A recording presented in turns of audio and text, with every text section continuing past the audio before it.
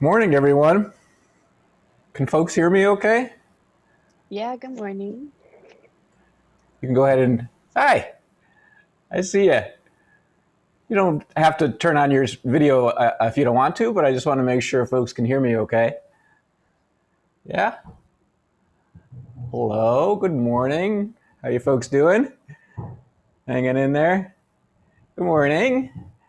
All Good right, I morning. think there's four of you, so we might want to wait a few minutes before we get started. Um, so you're all from home right now, it looks like. No one's on campus. Has anyone been on campus? No? Okay. Is this your first class or did you have statistics last week? You had statistics last week? Yeah. Okay. Yeah. Uh, Everything go okay with Zoom last week with statistics as far as you know? Yeah, yeah. Okay. Well, this is the first time I'm actually teaching a grad course, kind of a long class, 3 hours. So, hopefully everything will go well. Oh, there's our final student. Good morning. Um, So, you're welcome to do whatever you want in terms of, leaving your video on, or you can turn it off, turning your mic on and off.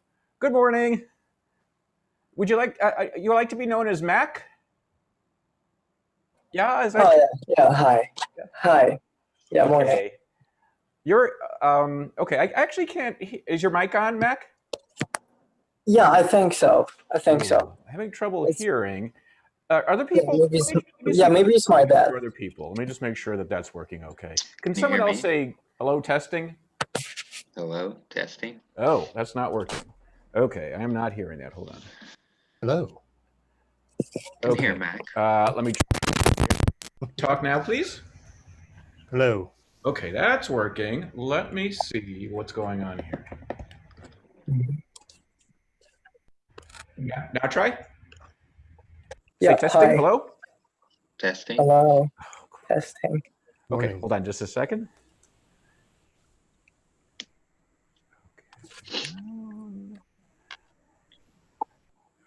Output.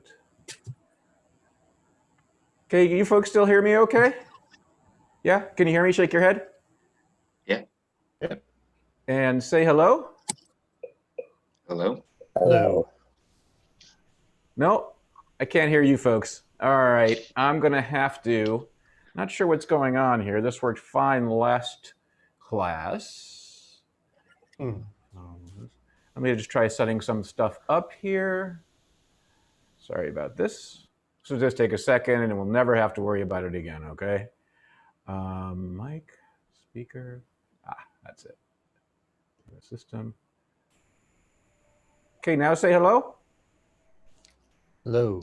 There we go. Okay, you can Test still hear me 1, okay? 2. Yeah, you're still hearing me? Yeah, Good. yeah. Okay, I can hear you folks now. Sorry about that. There's so many different settings. Uh-oh, you can see my green screen. Giving away. I feel like the Wizard of Oz giving away the guy behind the curtain. Okay, there we go. All right. Well, I know that you guys didn't expect graduate school to start like this, but we're going to make the best of it. I think Zoom classes are working okay. I think they'll work well with this. I did teach a seminar last year with just a few students, and that worked out really nicely, actually. And in some ways, I think there were some advantages. But what I want to do for the format of this class is allow you to ask questions whenever you want. This is actually going to be pretty much a lecture class, believe it or not. A 3 hour lecture class. That means I lecture for 3 hours every Tuesday morning. Lucky me. But that doesn't mean that it can't be interactive a little bit. So if you have questions at any time during the lecture, I'd be happy to answer them, and we can stop and chat for a few seconds. It's no problem. If for whatever reason you'd rather ask questions using the chat function, that's fine too. Whatever you prefer would be fine. I want to make it as comfortable as possible, and it will be casual. Even though it will be lecture, it will be casual. Okay. I wanted to go through the course requirements a little bit. There's a lot of information already on your iLearn site. I don't know if you folks have had a chance to access that, but the syllabus is up there. I believe last year's slides are up there, and At least in the beginning of the course, there won't be a lot of changes to the slides from last year, so you can use those, to follow and take notes on if you want. The lectures are being recorded, so that's just what you wanted, a 3-hour video of me lecturing that will be posted on YouTube. And typically I'm posting the videos sometime within the hour or so right after I give the lecture. That's how it's been working. You're welcome to record it on your end too, if that's easier for you. I don't know how that works in Zoom, but whatever works for you is fine. Also on the iLearn site, there are the readings already. That will change probably a little bit as we go further into the course. I'll probably modify some of the readings, but certainly in the first part of the course, the readings that are available are the ones that you would use. Let's see, syllabus is up there too. That lists the readings, and again, that might change too as we go on. I do try to update the course every year, so there will be changes later on. Okay, let me go through the requirements of the course a little bit, and then I'll stop and take some questions from you folks. So let's do this. It's very straightforward, actually. What we are doing is, oh, well, there's the information about the course. There's my office, although obviously we won't be going there.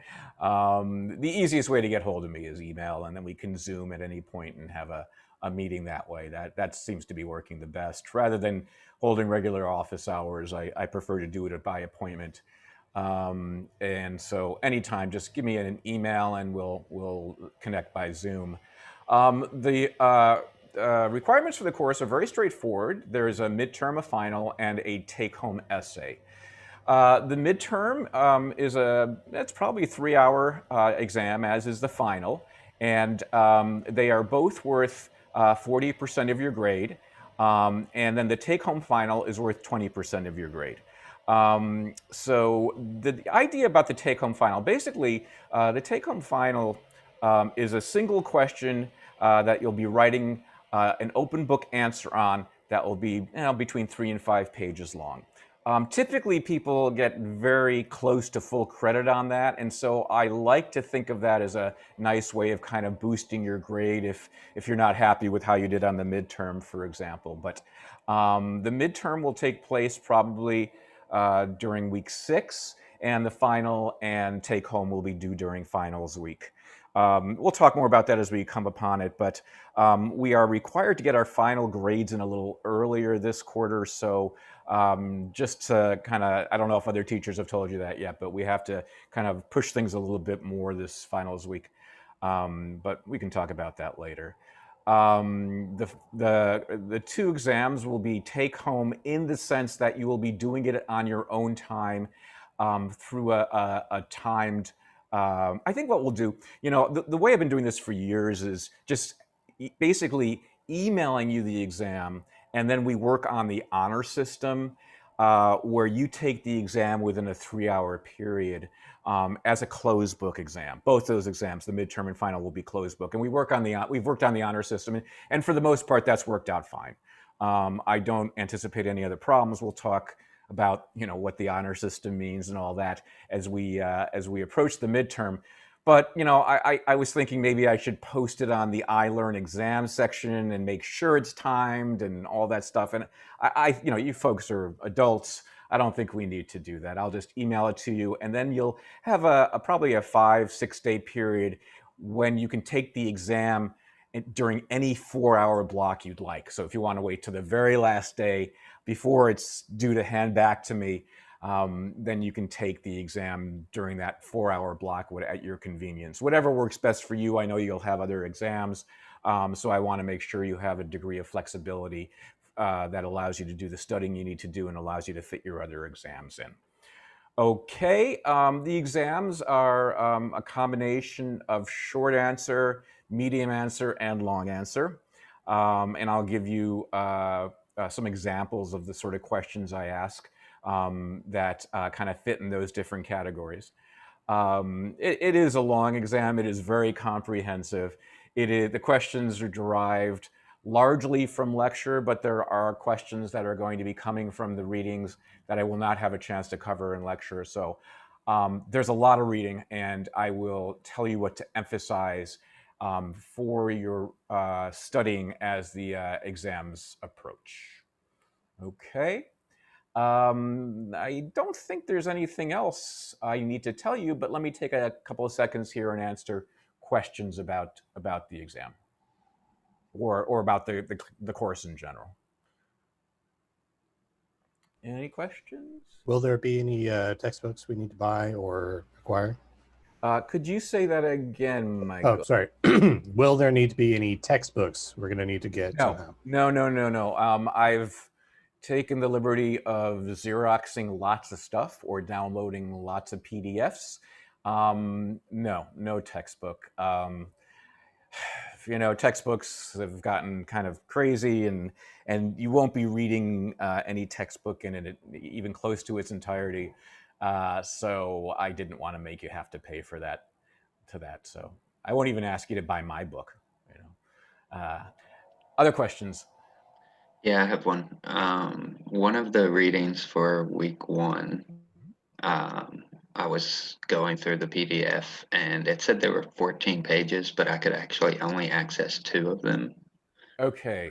I don't Where did remember exactly which one. I think it was like the second one, but okay? I was wondering, maybe you just wanted those 2 pages to be read? Do you remember where did it say 14 pages? At the top of the PDF document, but I'll look it up again and I'll give you more details Yeah, later. that would be great. Yeah. Well, if I do need to fix it, I absolutely will fix it quickly. Yeah, actually, I just clicked on the second one, and it did, like, for me, only the first page is showing. Oh, okay. Well, it sounds like there might be a problem with it. Do you remember the name of it, the paper? Locke Berkeley from Lombardo. Yeah, no, that's probably 14 pages. Okay. I don't know what happened.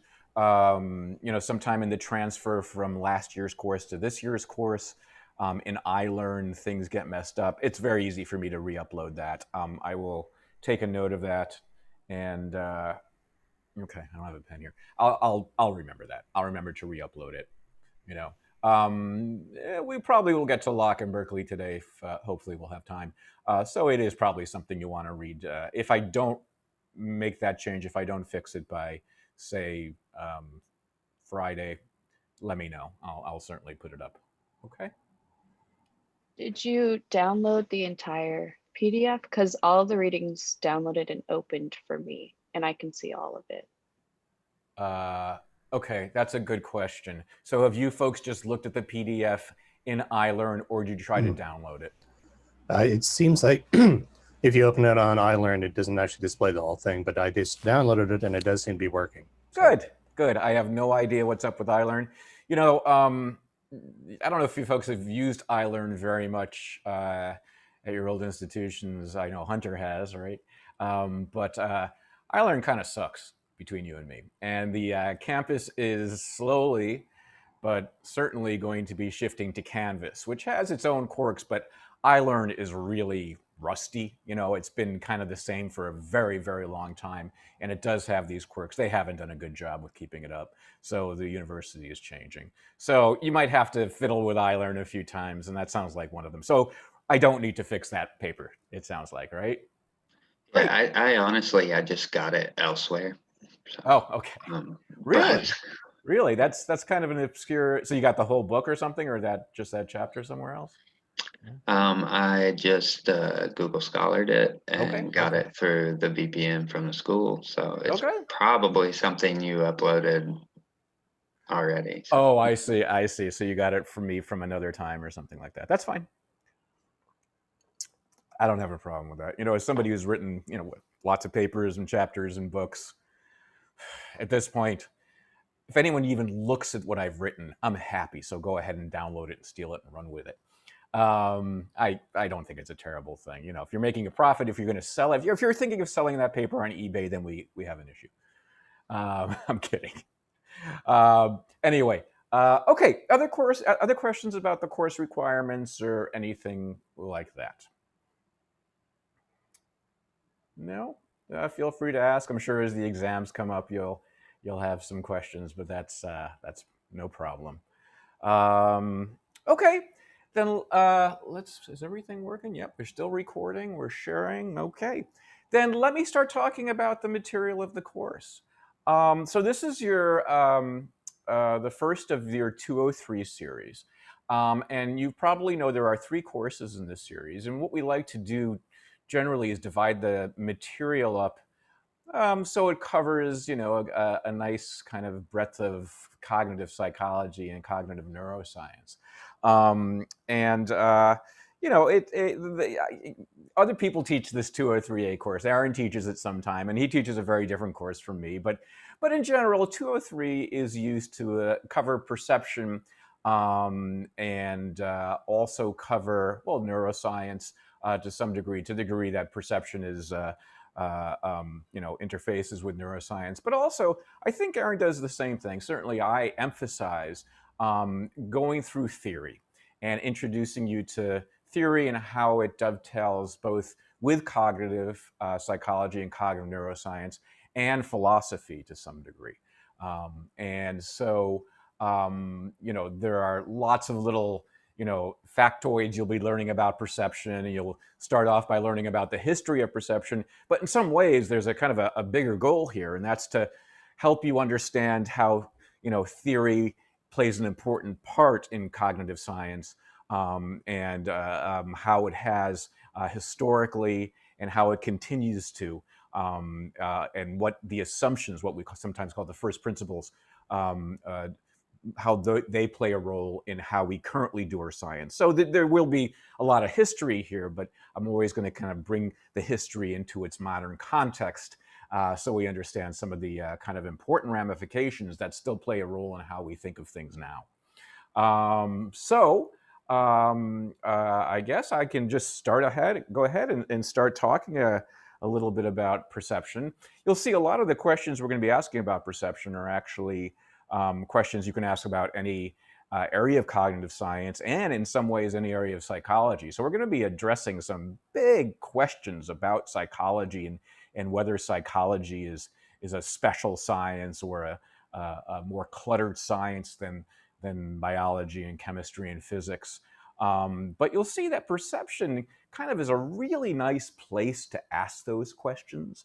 You'll get a sense of this as we go along. Okay. So, just make sure, yeah, okay.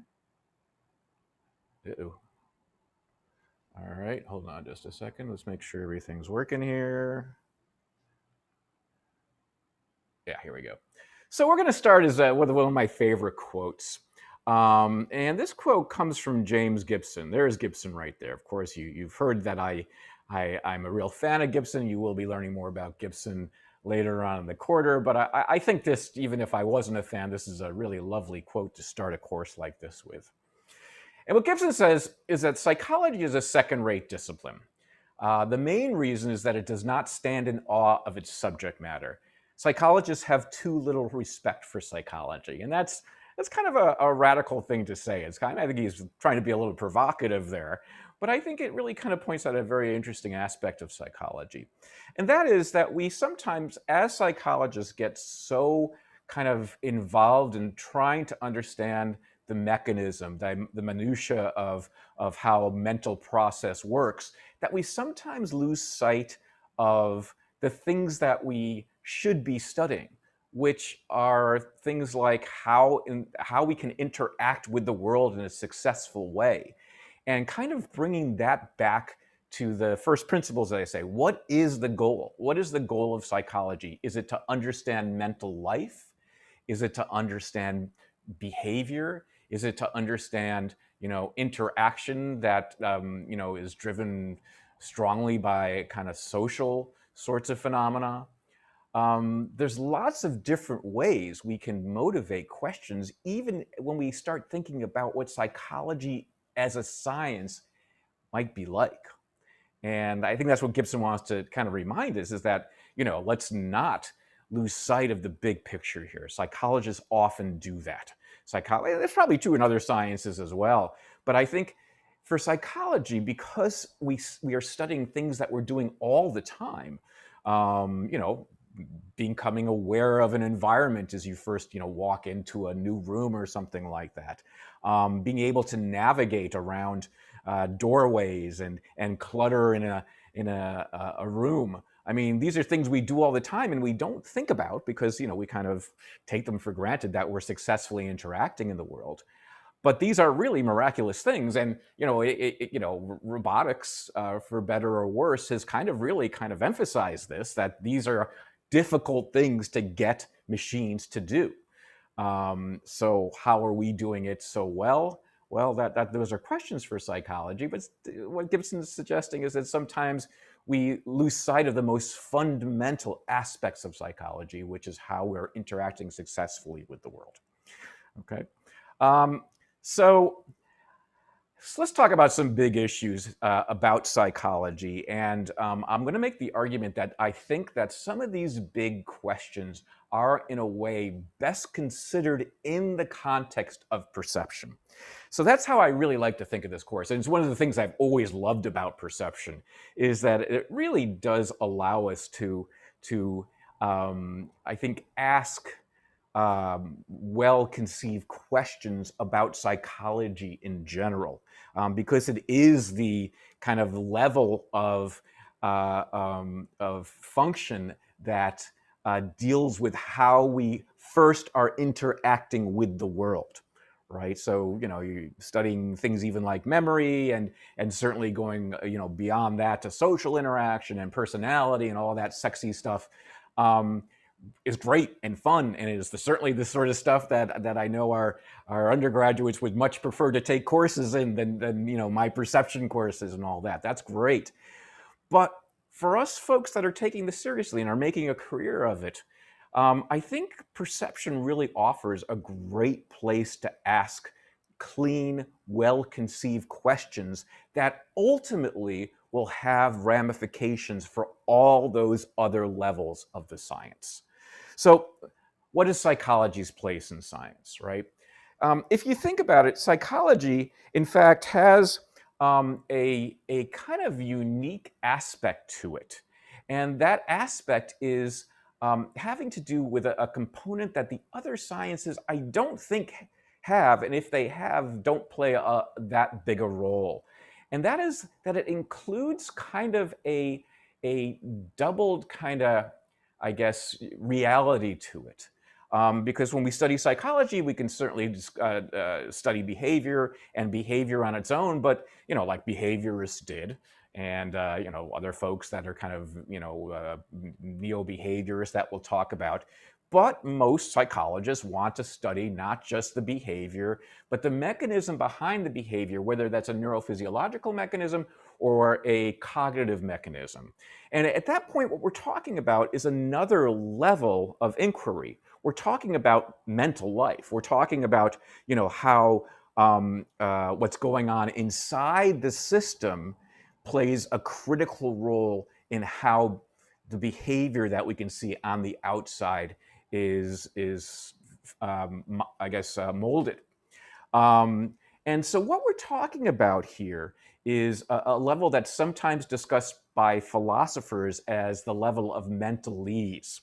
So, we have the external behavior that we can observe, no problem. We feel pretty confident in doing that. But to explain those behaviors, whether it's, a foraging behavior, whether it's behavior that's motivated by, one of the urges, or whether it's the behavior you study in the fancy pants classes like social and personality psychology, we typically talk about that there's a process going on inside the animal where that process really doesn't have direct access to what's going on in the world, but instead has access to representations of what might be going on in the world. And I love this little picture here. If you folks have ever studied these sort of things, this is what we might call a little a homunculus, a little person inside our brain that is watching a TV screen, and then making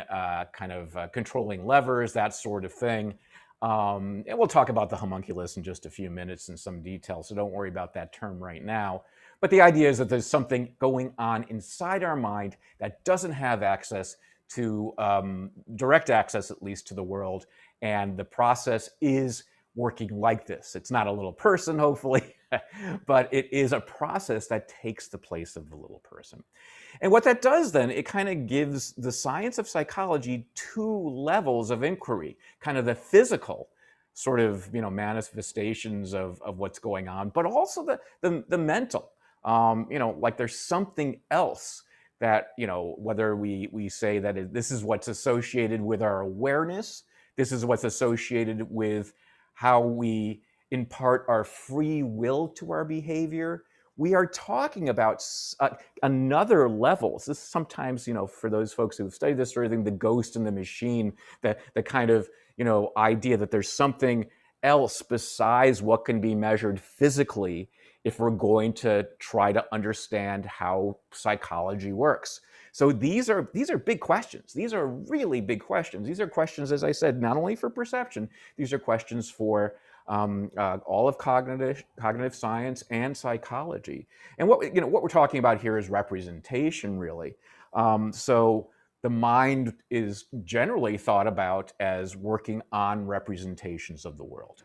Okay, so why do I behave this way to my children? I assume certain motivations given my familiarity with them. And so what I'm doing is really basing my behavior on my representations of my children. My children aren't getting inside my mind literally. It's representations that are getting inside my mind, representations that are getting inside my brain, for that matter. And then there are processes, mental processes that are presumably somehow instantiated in the neuroscience, right, or the neurophysiology, that then help, kind of mold the behavior that we can observe again on the outside. Okay, so the idea that there are mental representations that are a critical part of this science really does make it a unique science. I don't think that most sciences have things like this. I mean, sometimes, when you talk to theoretical physicists, they'll say, well, there are things that might be analogous, but this is the heart of psychology. Mental representation is the heart of psychology. And as we go through our discussions of this, we're going to have to kind of make some determination with how to address this, whether to address it. We say, this is not really a job for the psychologist. Mental representation might be a philosophical problem, but let's not worry about that. Let's give that problem to the philosophers. Or whether it's something we should try to address in how we actually ask our questions, how we design our science. So that will be something we'll be doing throughout. And the idea of mental causation is something that comes hand in hand with the representation. That what is causing our behavior is something at the mental, the cognitive, the psychological level. Okay. So I'm going to do something right now that will be a great example of a mental causation. I'm going to say to myself, Rosenblum, do that flossy dance. Is that the floss dance? For those of you that know the floss dance? Yeah? Is that it? Okay. Now, I'm sure you would have preferred that I did not have that mental causation because that was really goofy. However, there it was. I have a will. I have a free will, supposedly. Okay. My idea of how to convey this to you played a role. These were all mental things that then caused this ridiculous, embarrassing physical outcome that you so delightfully observed. And so we have to deal with now, how does something mental cause something physical? Okay. Well, you could, you've probably thought about this before. You've been in quarantine. This is a great time to think about these questions. And it's a really difficult question. How does something mental cause something physical? You say, well, what really mental is you know, neurophysiological. So here we have something physical because it's neurophysiological causing something physical. Okay. And if you say that, that's okay, but that also runs into problems because then you're dealing with issues of, you know, free will. So if it's purely something physical causing something physical, then I didn't will it. It was just you know, something, you know, something that happened physically that was based on something else that happened physically way back to the beginning of time. And if that's the case, then you have to struggle with issues of free will, and it's actually more fundamental than that. You don't even have to worry about free will. You know, my favorite quote about free will is, just as an aside, it's by this Yiddish writer, Isaac Bashev Singer. I don't know if you've ever heard that name. He's written stories and stuff, but his quote about it is that we must believe in free will. We have no choice.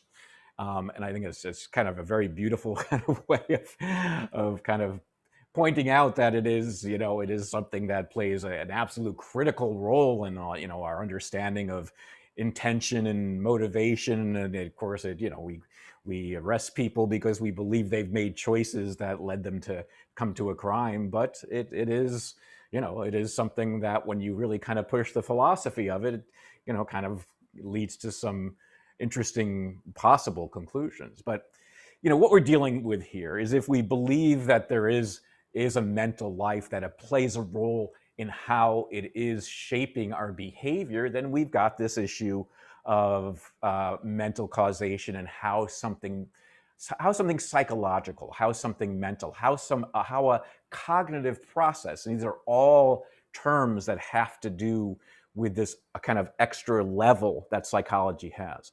How do all those things bear on our behavior, bear on our body?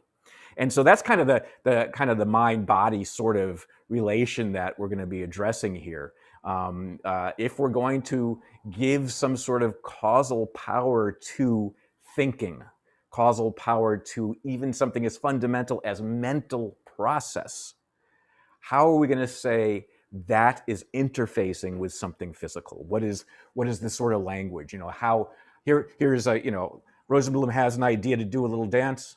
Okay, all right, we might talk about that, but you know, think about what it means. It means that somehow an idea has just pulled on a muscle. Okay, and what does that mean? How do we deal with that? And so you can see it really is a very unique science in that way. It seems like almost there's a component of the metaphysical, the magical, and boy, we do not want that, hopefully, in our science. So how do we address this? And it is, again, I mean, hopefully you're seeing how far-reaching this is. It's not just an issue for these very simple behaviors I'm discussing. It goes way through all the way to the top of psychology, all the way to the social personality stuff, right? We discuss schizophrenia as you know, an individual interacting with mental representations that don't have a basis in reality, for example. Mental representations are at the heart of pretty much all of psychology. And how are we going to deal with that? And then we're also going to address things having to do with the relationship between behavioral and neurophysiological methods. So I have added more and more neurophysiology to this class as time has gone on, because that's the way the science has gone, certainly, and you know this, that you need to be trained now.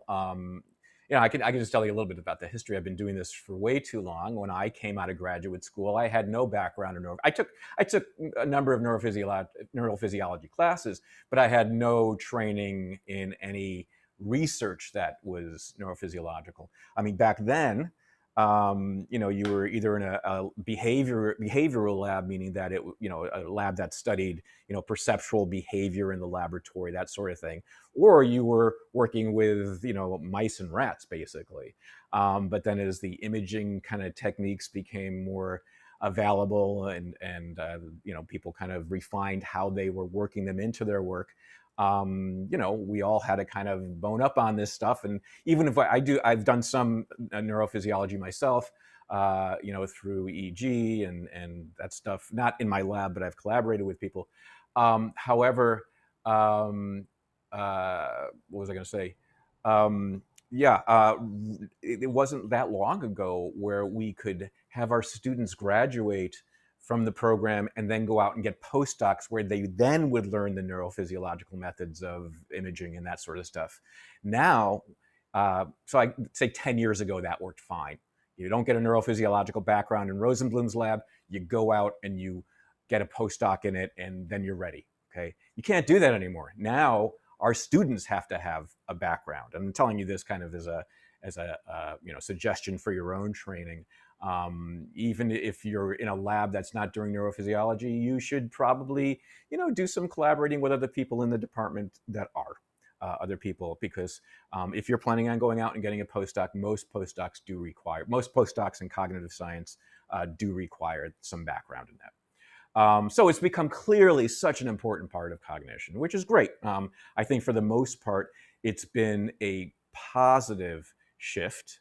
At the beginning, it wasn't necessarily a positive shift. I'll let you know that there were some real problems with this, where when this happens in every science, I assume. When a new tool, new technology comes out, people say, okay, this is it. This is what we're going to do. We're going to concentrate on this now and just do everything we can with a scanner, everything we can with transcranial magnetic stimulation. Let's go nuts on this. Everyone wants one. Let's make sure that we, support it by asking questions that one can only ask with the imager. Okay, but is this the ultimate tool? What it had led to, and it's less this case now, is almost a phrenology. I don't know if you know this term. We'll be talking more about it in a few weeks. Phrenology was the old kind of parlor game in the 19th century. People would do, because they didn't have iPhones. What they would do is sit around and feel each other's skull. And there you can see a little map in that that image, or it's like a little sculpture, where they would feel different indentations in the skull, and depending on where your indentations were, someone would say, oh, I can feel that you have a bump here, you must be very gregarious. I feel you have a bump here, you worry a lot, that sort of thing. Okay, so clearly it's a kind of fun thing, and I don't even know if it was taken that seriously back then. It was, probably a nice way to meet people. I don't know. But the idea that we have different parts of not our skull, but our brain that is responsible for different, functions, and, you've probably heard this. We have a speech area. We have a face area. We have a binaural or a sound localization area, that sort of thing.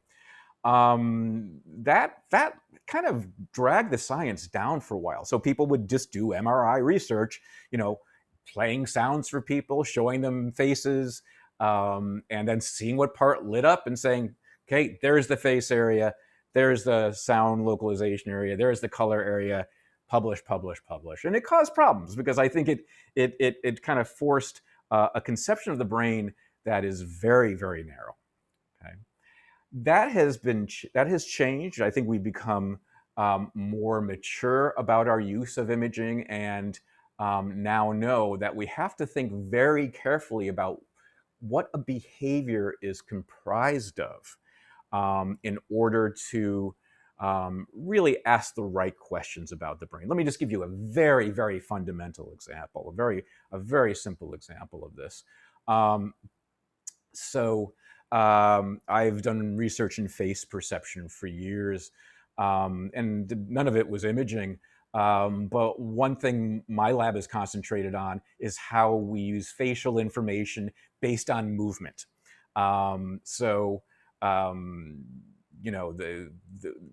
There's a lot of information in the way each person's face idiosyncratically moves.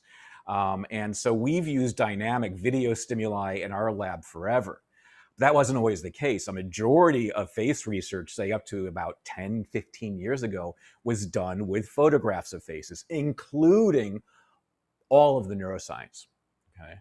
And some conclusions were made about what's going on in the brain for face perception, but it was based on a very narrow type of stimuli that we really don't encounter very much in the real world, right? That's kind of a human artifact, being able to recognize faces from photographs, that sort of thing.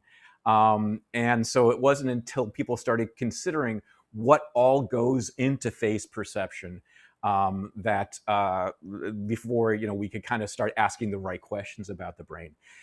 On the other side of that, just to give you a sense of this, there's lots of different ways that we can tap into responses about face perception or face recognition. So, prosopagnosia, you've probably heard about, right? Prosopagnosia is this element where somebody has a stroke, or you can be born with this. You're terrible at recognizing faces. So the classic example is Oliver Sacks, the man who mistook his wife for a hat. Person has a stroke. They wake up and they seem pretty much fine, but they aren't able to recognize faces. They can't recognize their family's faces. They can't recognize the doctor's faces. They can't even recognize their own faces when they're showing a photograph of themselves. Okay. And so we said, okay, the initial conclusions about that were that, there must be damage to the face area, the face perception, the face recognition area of the brain. But as it turns out, it's more complicated than that. First of all, as it turns out, there are always other, with prosopagnosia, there's always some other perceptual object category that is affected. So I had a prosopagnosic in my class a few years ago, in my perception class. She had some brain issues because of a virus, and she was telling us her experience, and it was really interesting. And I said, okay, what else? Do you have anything else affected? And she said, I didn't think so, but last year I was looking for my car, and I realized I have a lot of trouble finding my car when I come out of the store, much more than other people do. And then she tested it a little bit at home with pictures of cars. And in fact, she has the same problem with cars that she seems to have with faces.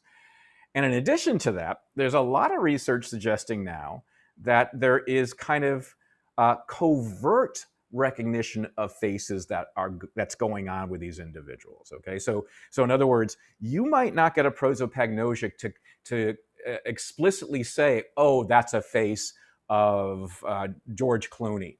Okay, that's a face of Julia Roberts. All right, but since they knew George Clooney and Julia Roberts before the stroke, even if they say they don't know who they are, they will show neurophysiological responses that suggest that on some level they do know who they are. And they'll show priming sorts of behavior where if you're asked to read a name of a person like George Clooney below his face versus reading the name George Clooney below Adam Sandler's face, you'll read the name faster. As a prosopagnosic, you'll read the name faster, George Clooney, if it is below George Clooney's face. So the big issue here is that, initially when fMRI came out, it was like, bam, here's the face area, bam, here's the speech area, here's the color area, all that sort of stuff.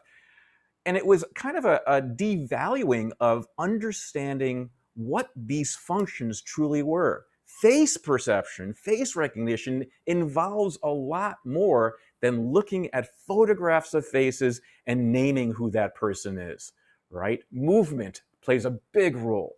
And even if you can't, explicitly say out loud, that's George Clooney, there is tons of covert stuff going on where your body is showing, your responses are showing that you do recognize that. So that was a real problem. I think some of the folks that kind of concentrated on the more nuanced aspects of function, like mean face perception and speech perception and stuff like that, we really started making arguments. Hey, let's take the functions much more seriously and let's get our stimuli right before we start asking questions about the brain. It's a real big, it's an important point that you really need to keep this in mind. even doing very simple stuff like, single cell recordings back when that was being done regularly on animals. Of course, it's still being done, but the old work where animals were shown to be able to, or the animal cells were shown responding to lines and edges and angles and things like that. That can happen, but that still doesn't mean that the brain works by analyzing individual features of an image. Okay? And we'll talk about that more. That's going to play a very big role in this.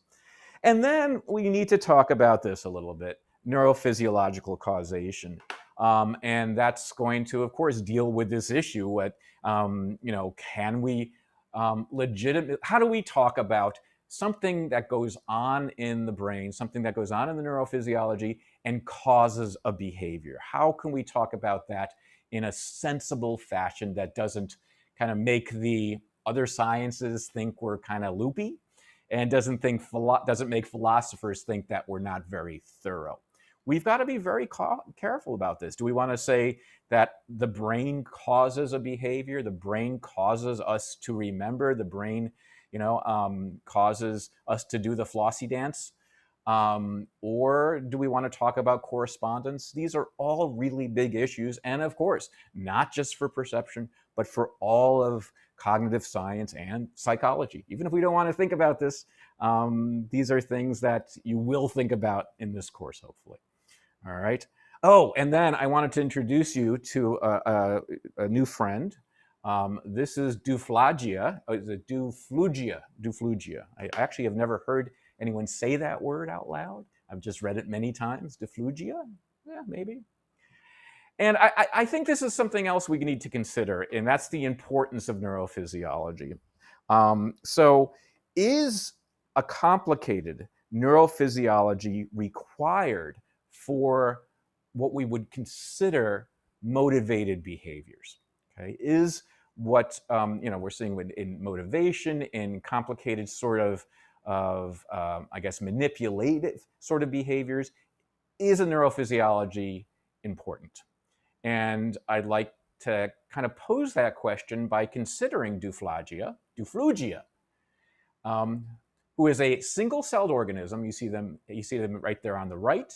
You see some examples of them in the middle. And what you see on the left is a nest or a protective covering, I guess, kind of a shell that Duflugia builds for itself with little tiny grains of sand. Duflugia doesn't have a nervous system as we understand it. Duflugia is a single-celled organism, and it manipulates little grains of sand to put it into a shell, and then goes into the shell and swims around so it can be protected. It can protect its little cell in order to survive longer. And so what do we make of that? Well, if you watch video of Duflugia, you'll see. I mean, it does look like motivated behavior. It looks like intentional behavior. Yeah, it's a very simple behavior. I mean, he's not writing a dissertation like you folks will be. But it is clearly something that looks intentional. Like it seems to be caused by some type of, I don't know, desire to protect itself? Do we talk about that sort of intent in the same way we talk about our sort of intent? I'm going to build a house. So yeah, by the way, I'm not really outside. I'm in my garage. I'm going to build a house that's going to protect me and my loved ones. I'm going to wear a jacket because it's going to rain later today. Okay. We talk about those as intentions that come from a sophisticated neural hardware that allow us to behave in a way that's protective, but behave in a way that's adaptive. Is our intent, is it necessarily of a different category from Duflugia's intent based on a complicated neurophysiology versus a simple single-celled organism? Okay. What allows us to call these things different? What allows us to say that there is something mental going on with us? There's some sort of a mental intent going on with us, but not Duflugia. just because we have a nervous system. We have to be very careful that we base any sort of distinction, like a categorical distinction. Nah, that just looks intentional. That just looks like it's, it's something that the Flugy is doing out of a desire to protect itself. For us, it's real desire. For us, it's real, mental intent and motivation. What is the principle by which we can easily distinguish those two things? Okay. As I said, I have a quick question. Yes, please. So what would make a behavior like that different than just survival, like eating? Absolutely. Yeah. No, I think you're right. I think that when you see single-celled things go ahead and kind of absorb stuff, you're absolutely right. That is the same type of thing. I just like this example because it's such a complicated sort of behavior. If you look at that little nest, he's putting all those little things together. It's a really, you're absolutely right, though. In principle, it's the exact same thing, right? But I guess the question I want to ask is, what's the difference between it doing those things and us doing our things? Is it of a different kind of category? Is it a different type of thing altogether where we need a psychological language, a mental language to describe what we're doing, but not for that thing? Okay. What is the principle by which we divide those things up? Right. Okay. So thank you for asking that. We will absolutely be addressing that as we go through. So these are questions for all of psychology. These really are great questions. And I hope you consider these sorts of things the rest of your life, right? And I would love, I'd love to just jump into a social psychology class. Right now there's probably someone's teaching a 3-hour, social psychology class somewhere in the department, well, I guess from home. And I would love to jump in and say, hey, it'd be great if you guys kind of consider this stuff too. And they say, yeah, we think about that stuff. It's fun to talk about over beers, but it's not, it's not going to help us finish our dissertation. I say, that's okay. I just want this to be in the back of your mind. You have a lot of free time to think now. Just keep thinking about this stuff. And the more you read about this stuff, the more fun the thinking is. But they truly are questions for all of psychology. Everything on this slide really is a question for all psychology. But what I'm going to argue is that perception, in some ways, the area of perception is, I think, one of the nicest levels of psychology to ask these questions, because it is the level of psychology that kind of starts the ball rolling. Before you can have a representation of your children so you can try to understand their motivations and guide their behavior, before you start thinking about various pathologies or something like that, before you even start thinking about regular social interaction and memory and attention, perception comes first. And so that is where we interact with the world.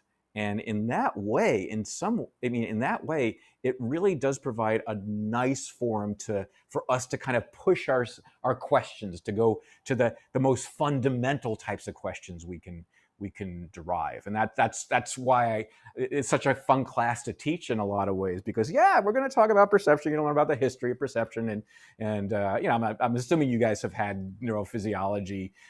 You're not going to be tested on it, but we'll do a little of that. The neurophysiology of the senses. I'm sorry. I assume you've had a little of that. If not, I'll do a little bit of that. You could look at a book. You're not going to be tested on it, but we're going to talk mostly about perceptual psychology in the context of these big issues. And it will allow us to kind of address the history, the theories as they relate to each other.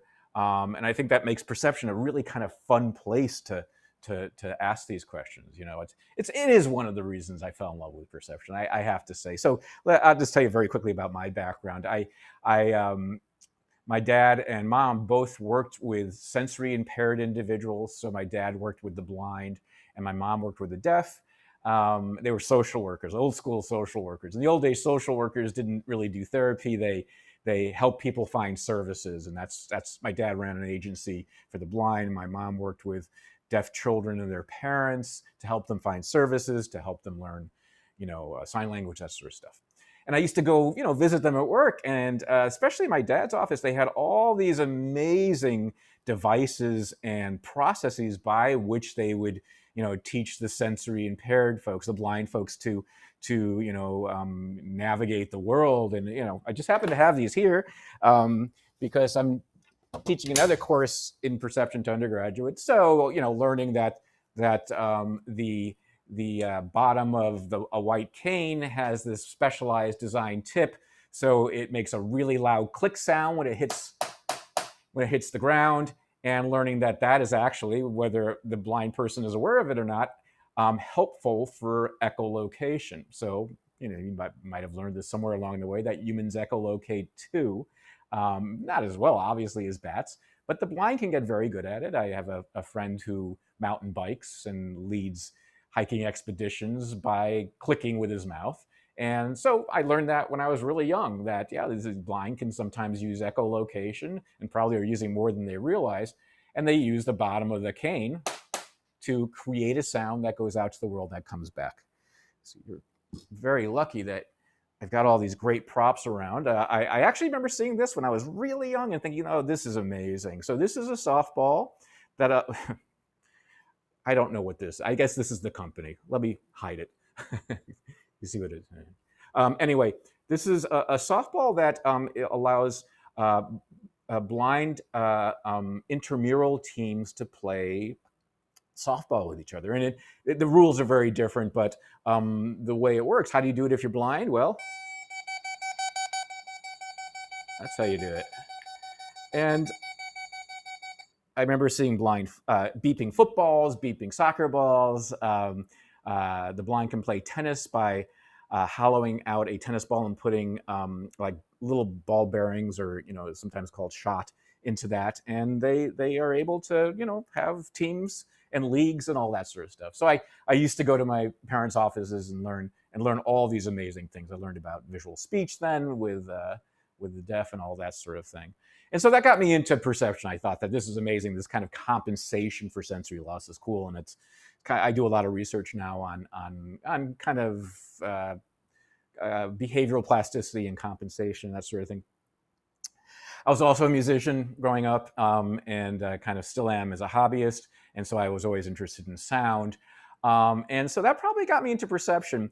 But it was also this philosophical stuff, this stuff that makes contact with philosophy and the other sciences. So, there's not just this kind of appeal where you're kind of pushing psychology back to its first principles, but there's an appeal where you're kind of, perception kind of takes it kind of, I guess, aims its questions in a place that is kind of at the intersection of biology, right? So you're asking questions, of course, about the neurophysiology, but also questions about different animals, comparative biology, and how different animals perceive the world maybe differently from ourselves, and how that might be illuminating about how perception and neurophysiology works in general. But of course, the questions about the sensory organs and the sensory neurophysiology are important. Physics, right? So we will be spending some time discussing how perception intersects with physical questions about what the information outside available to the sensory organs is like. So how do we describe light in a way that is behaviorally and perceptually relevant to animals?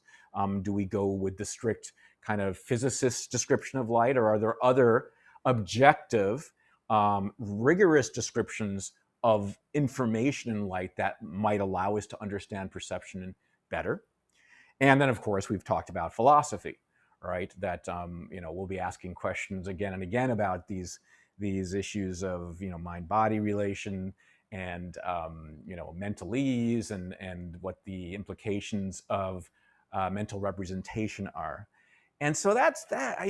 When I think back on what got me into perception, yes, certainly it was wanting to be a rock star and loving music, and being so excited about learning how sensory impaired individuals have learned to compensate. That's really critical. But boy, I loved asking these questions. Oh, there's another thing too, and this kind of bears on philosophy. I'm colorblind.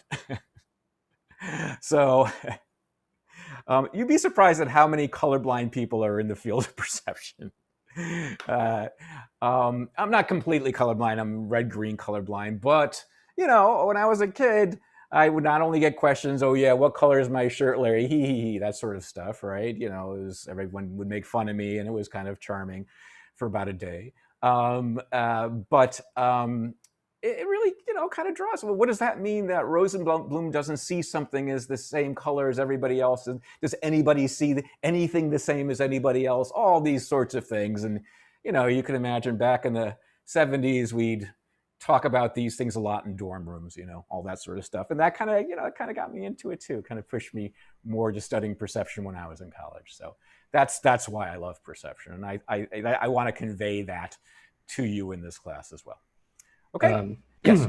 Have you tried those glasses that are I supposed have to? not, and I was about to, and then quarantine hit. So I didn't. For a while, they weren't available at many optometrists, and then they became more widely available, and they are available at my optometrist.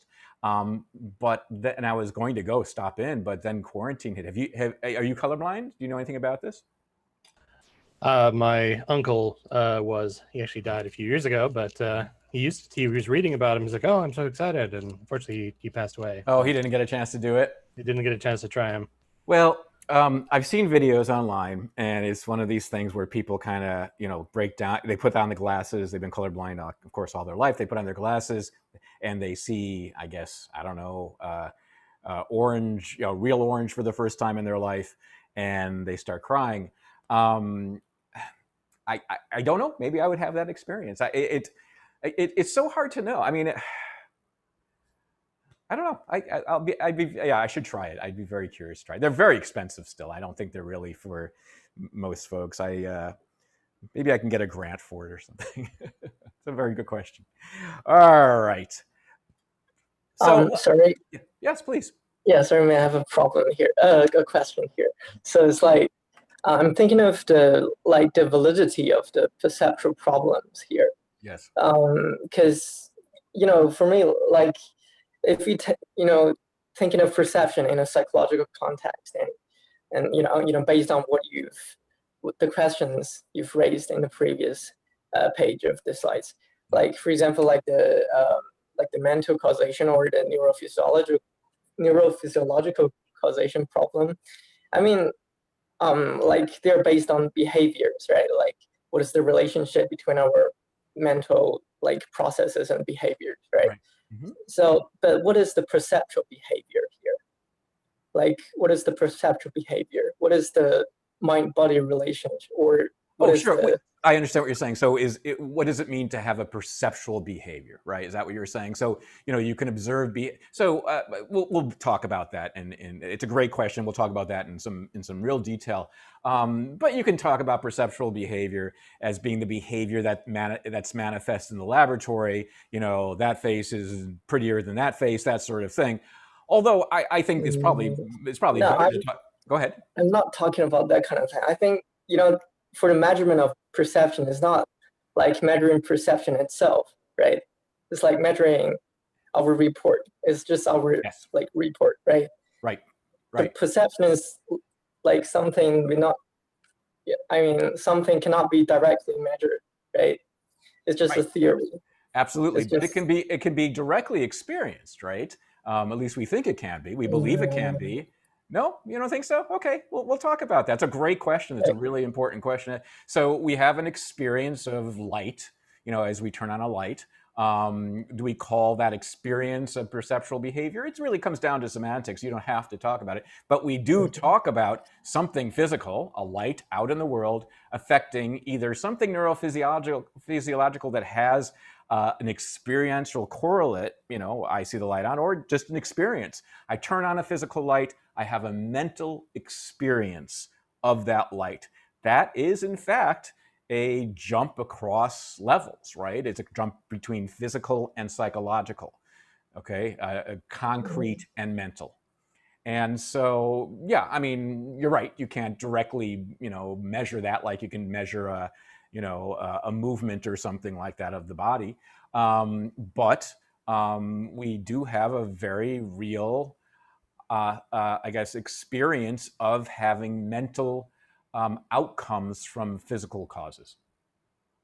Whether you think they're real, whether you think that they should play a role in our understanding or not is a great question. It's a great question, but there's lots of different ways to approach it. So it's a great question we will address, but at this point we can just call perceptual behavior, or as the same as a perceptual experience. We assume that it is something that is a mental sort of level function. Yeah, no, it's great. It's a great question. It's a great question. Okay, we will start off. Actually, I'll talk quickly about this stuff. I just want, I don't need to convince you of this. I mean, I think we all have a really good sense of this, but the applications of perceptual research, if you're interested in, taking something like a human factors course, human engineering, but we're so aware of these things these days because of our, all the gadgets we have access to, our computers, our iPhones, all that sort of stuff, and we have now we know something, that there are prosthetic devices that allow people to really kind of not completely fix their deficits, but to certainly get it to the point where they can do things like understand speech perception, even though they have profound deafness. And that's a cochlear implant, which I'm sure you know about. I'm actually starting to do some research with cochlear implant patients, and there's some very interesting sorts of patterns emerging about how successful these devices are with individuals who have the implant very early or have it much later in life, and whether they've lost their hearing, whether they were born deaf or they lost their hearing slowly. There's some really interesting findings that have fascinating implications for cross-sensory plasticity and things like that we'll talk about later on. But when you were young, let's see, there certainly were cochlear implants, but they weren't nearly as good as they are now. Now we can give a child a cochlear implant and be pretty sure, if they've been given it early enough, that they will be able to understand speech. I don't know if you've heard it. We'll listen to some kind of I guess simulations of cochlear implant speech later on. It doesn't sound great. It still kind of sounds like Donald Duck. It's not a very clear signal, but yeah, you can understand speech from it. So it's impressive. And that's an old image. But there have been some advances in prosthetic devices for the blind. And we will talk about that. I don't think they're usable, but they have been FDA approved to be tested. And so people are getting implants now on either the retina or in front of their retina, and they are able to make out rough shapes. And we'll talk about that as we come to it. But all of this comes from perceptual research, obviously. Perception and sensory research, I'm sure you understand how that connects, but in order to design a nice cochlear implant device, we need to understand, how the brain processes speech, what the important aspects of speech acoustics are, so that the cochlear implant can be tuned accordingly. All from perceptual research and training programs for the blind and deaf. That's something that we've been thinking a lot about now, because it's actually for cochlear implants particularly, it's very difficult if someone gets it later in life and they're not able to use it very well. Training programs to help them use it better have not been successful, and so we've been involved in trying to derive training programs that may be a little bit more successful. But then, of course, human factors engineering. There's an old school. Human factors engineering, perceptual psychology has been around forever, certainly since World War I, if not before, where you want to do things like design airplane cockpits or even dashboards of cars, so they can be used effectively and safely and efficiently and quickly.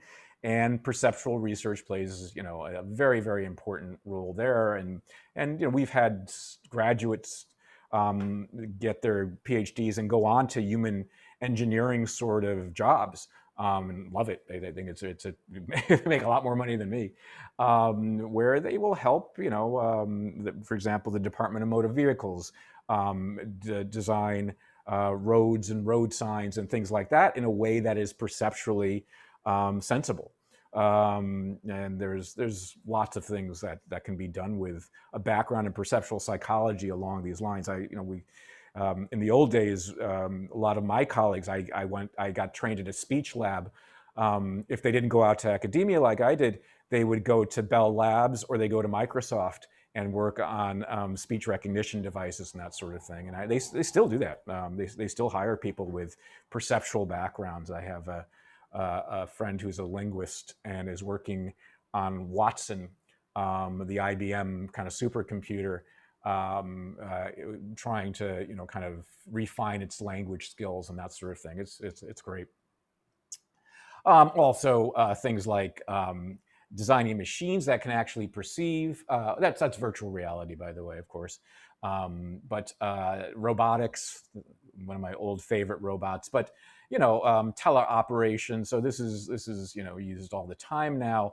If there's that little robot there, this little guy here, was a robot that was used, I believe, at the Twin Tower location, Ground Zero, after 9/11, to see if it could find survivors. And the way these things work is, you can see it has two cameras here, and it's got probably two microphones that are situated probably at the same distance as the average inter-ear difference.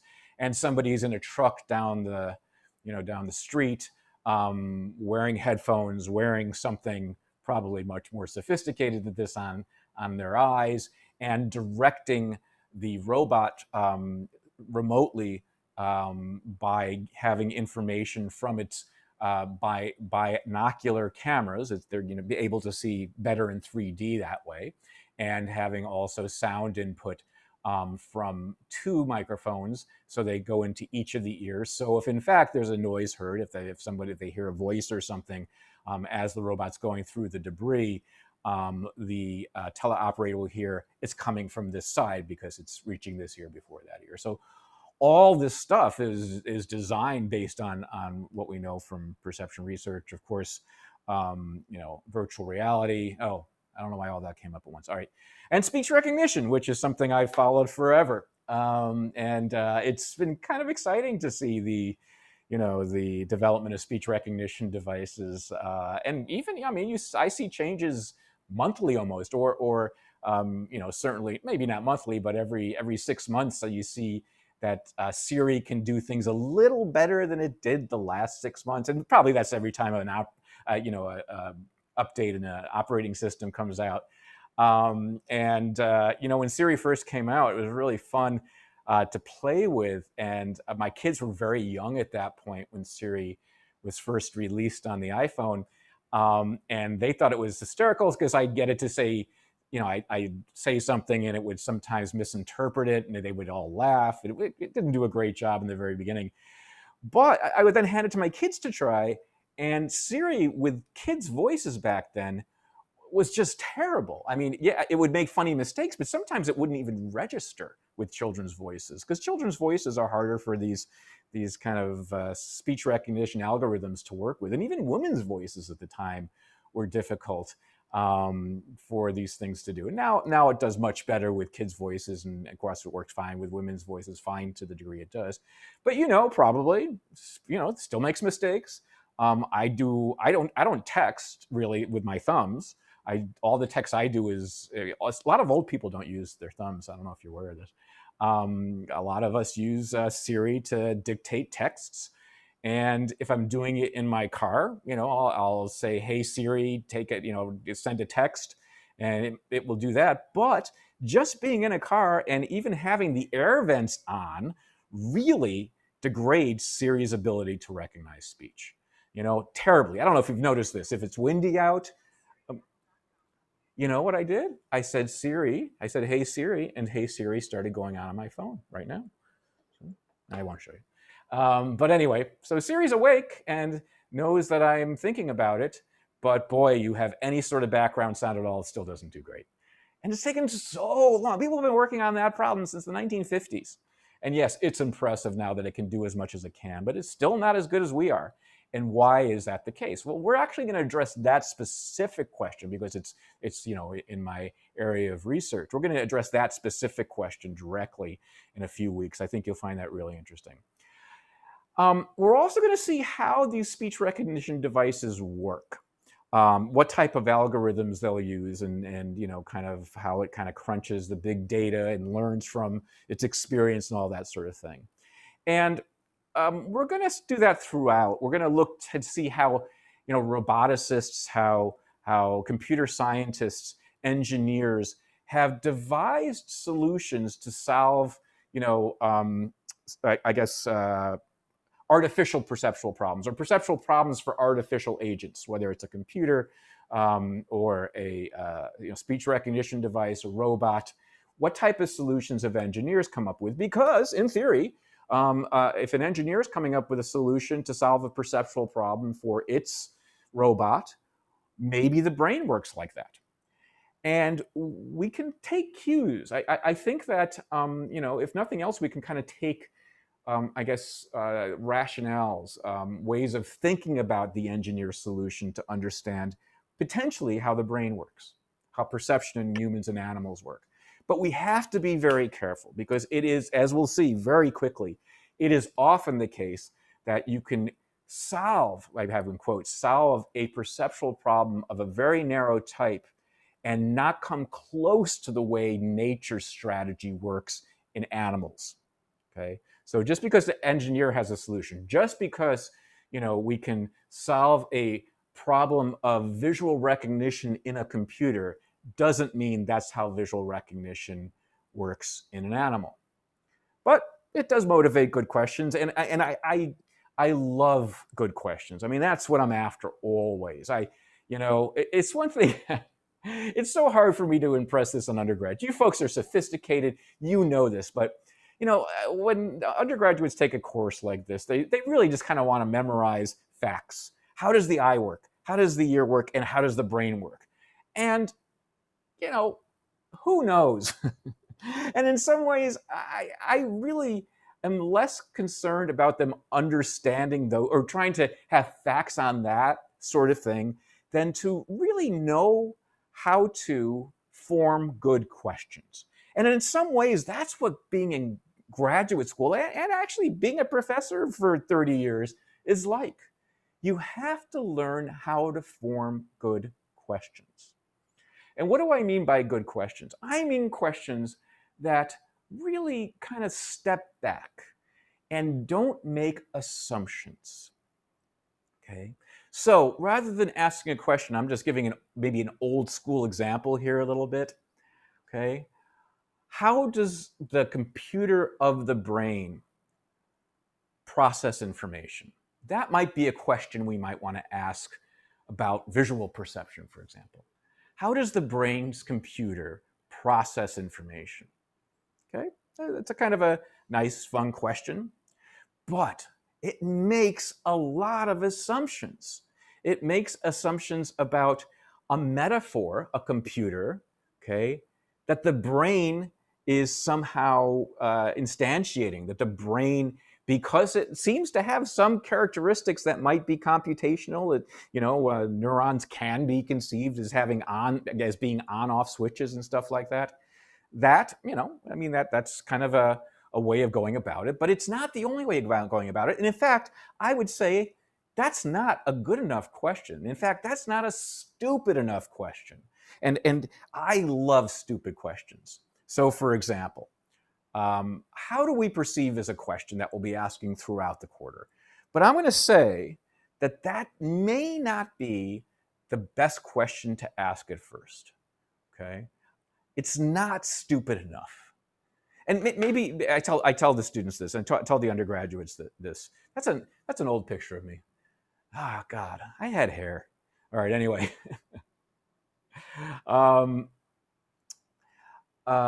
I tell students this. Most people have heard the old adage, there's no such thing as a stupid question. And my feeling is that there are such things as stupid questions. And if they are the right stupid question, they're the very best type. Okay. And I then tell them a really unpleasant stupid question is what's on the exam. I don't want it. I don't want that question. But a good, a productive stupid question is kind of one that removes any sort of assumptions about the thing you're studying. And I'm going to say the question of how do we perceive is a question we're going to be addressing, but it might not be the best first question of how we of perception. It might be a question of why we perceive. Let's think about this. That maybe in order to really thoroughly address the question of how we perceive, we might want to ask the question of why to perceive. What's the purpose of perception? Okay, what does perception need to do in order to be relevant to an animal? Okay. So why do we perceive? Okay, so I like to think about this as my interacting with one of my kids. So I don't know if you've spent much time around children, but they go through these stages where they ask questions and kind of just to bug you. No, they ask questions, some of them better than others, but they just ask questions and questions and questions. So I like to think about this. And sometimes they end up asking really beautifully stupid questions. My kids ask some beautifully stupid questions. You can tell them I said that. All right. So why do we perceive? So my kid asks me, Daddy, why do we perceive? And I'll say, well, it's important for us to see colors and see shapes, and it's important for us to hear sounds. And my kid then might say, all right, so it's fun to see colors. Yeah, colors are pretty. And to see shapes, I love my shapes. And to hear sounds, I imagine he's 5, okay, at this point. I like sounds. I like music and sounds. But why do we have to do that, Daddy? Why do we have to see colors and shapes and hear sounds? Not just because they're fun, not just because they're pretty, right? So why, Daddy? And I'll say, well, it's important that we know what's in the world. It's important that we know what's outside. Okay, that's why we need to know these things. And then he would say, well, why is that important, Daddy? Why is it important to know what's in the world? And I say, well, we need to know what's in the world so we can behave successfully. Okay, so we can get around in the world without falling off little cliffs or interacting with things that could be dangerous to us.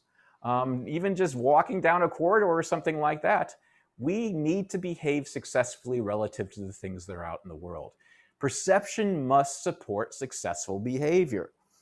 Okay, well, that seems self-evident in a way, but being reminded of that as we go through how we're understanding different theories of perception is going to be really, really important.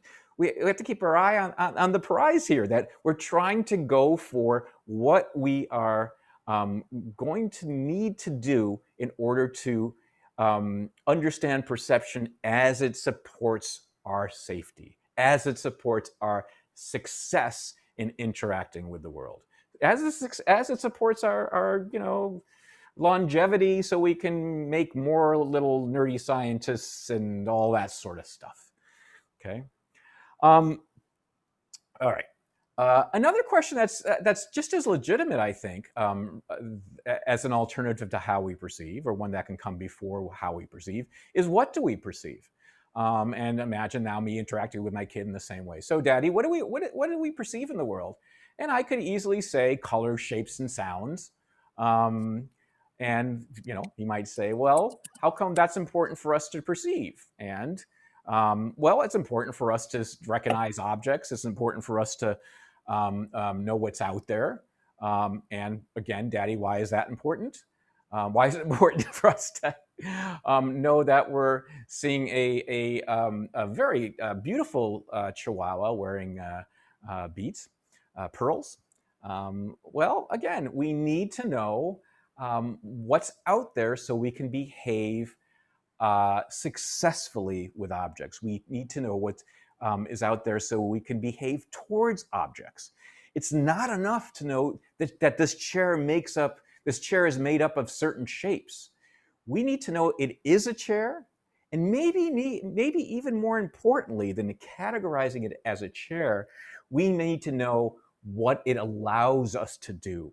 What behaviors can I do with this chair? So we must perceive the things in the world and how we can interact with them, how we behave, how we can potentially behave towards them. And that seems very fundamental, but it is often something that is neglected in perceptual psychology. And we're going to see that kind of pushing this question up front kind of motivates a different way of thinking of perception completely. Because really what we're talking about is that perception, if nothing else, needs to show us the meaning in the world. And that's what what I mean here by meaning is not the meaning of love or the meaning of I don't know,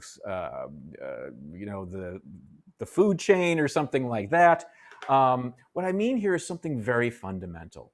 When we are talking about that we are saying that perception's goal is to show us how we can interact with things, how we can behave relative to things.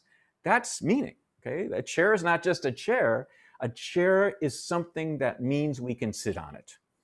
Okay, cactus is something that means we should probably avoid it because it's going to hurt us, as my dog learns every day when it tries to go to the bathroom on cacti. It's awful.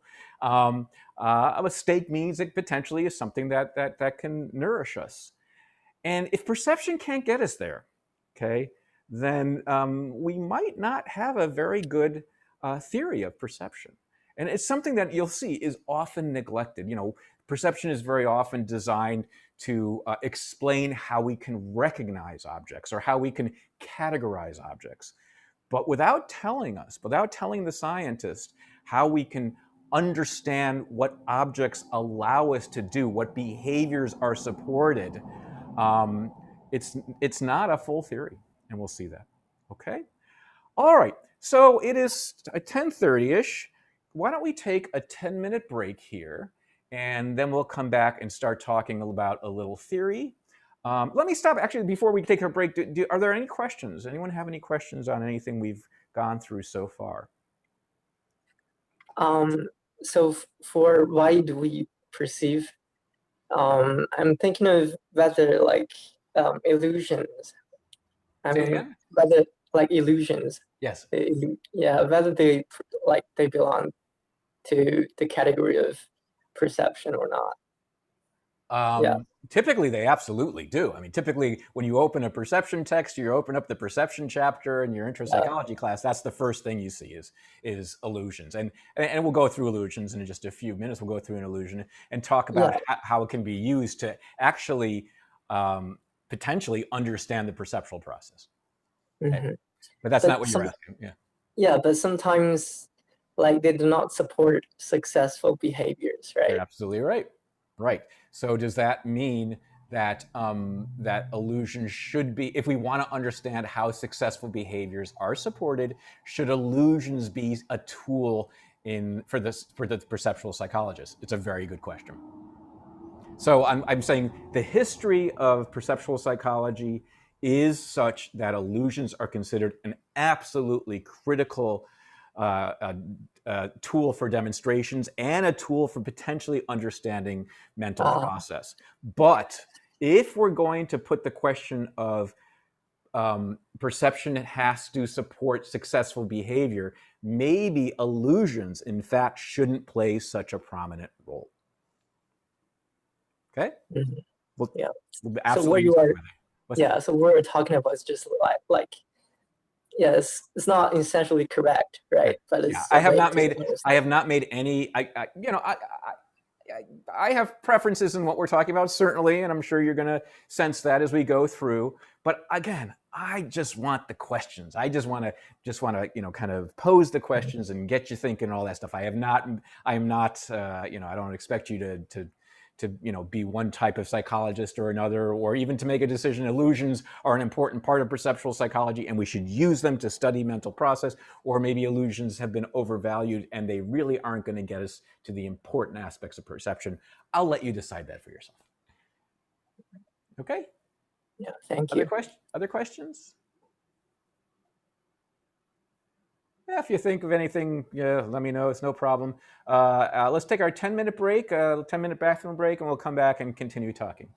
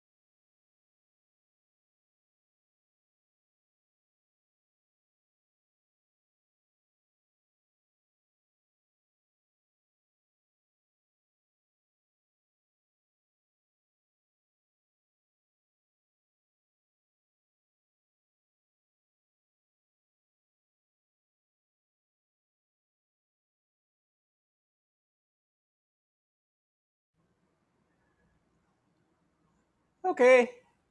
You guys hear me okay? Good.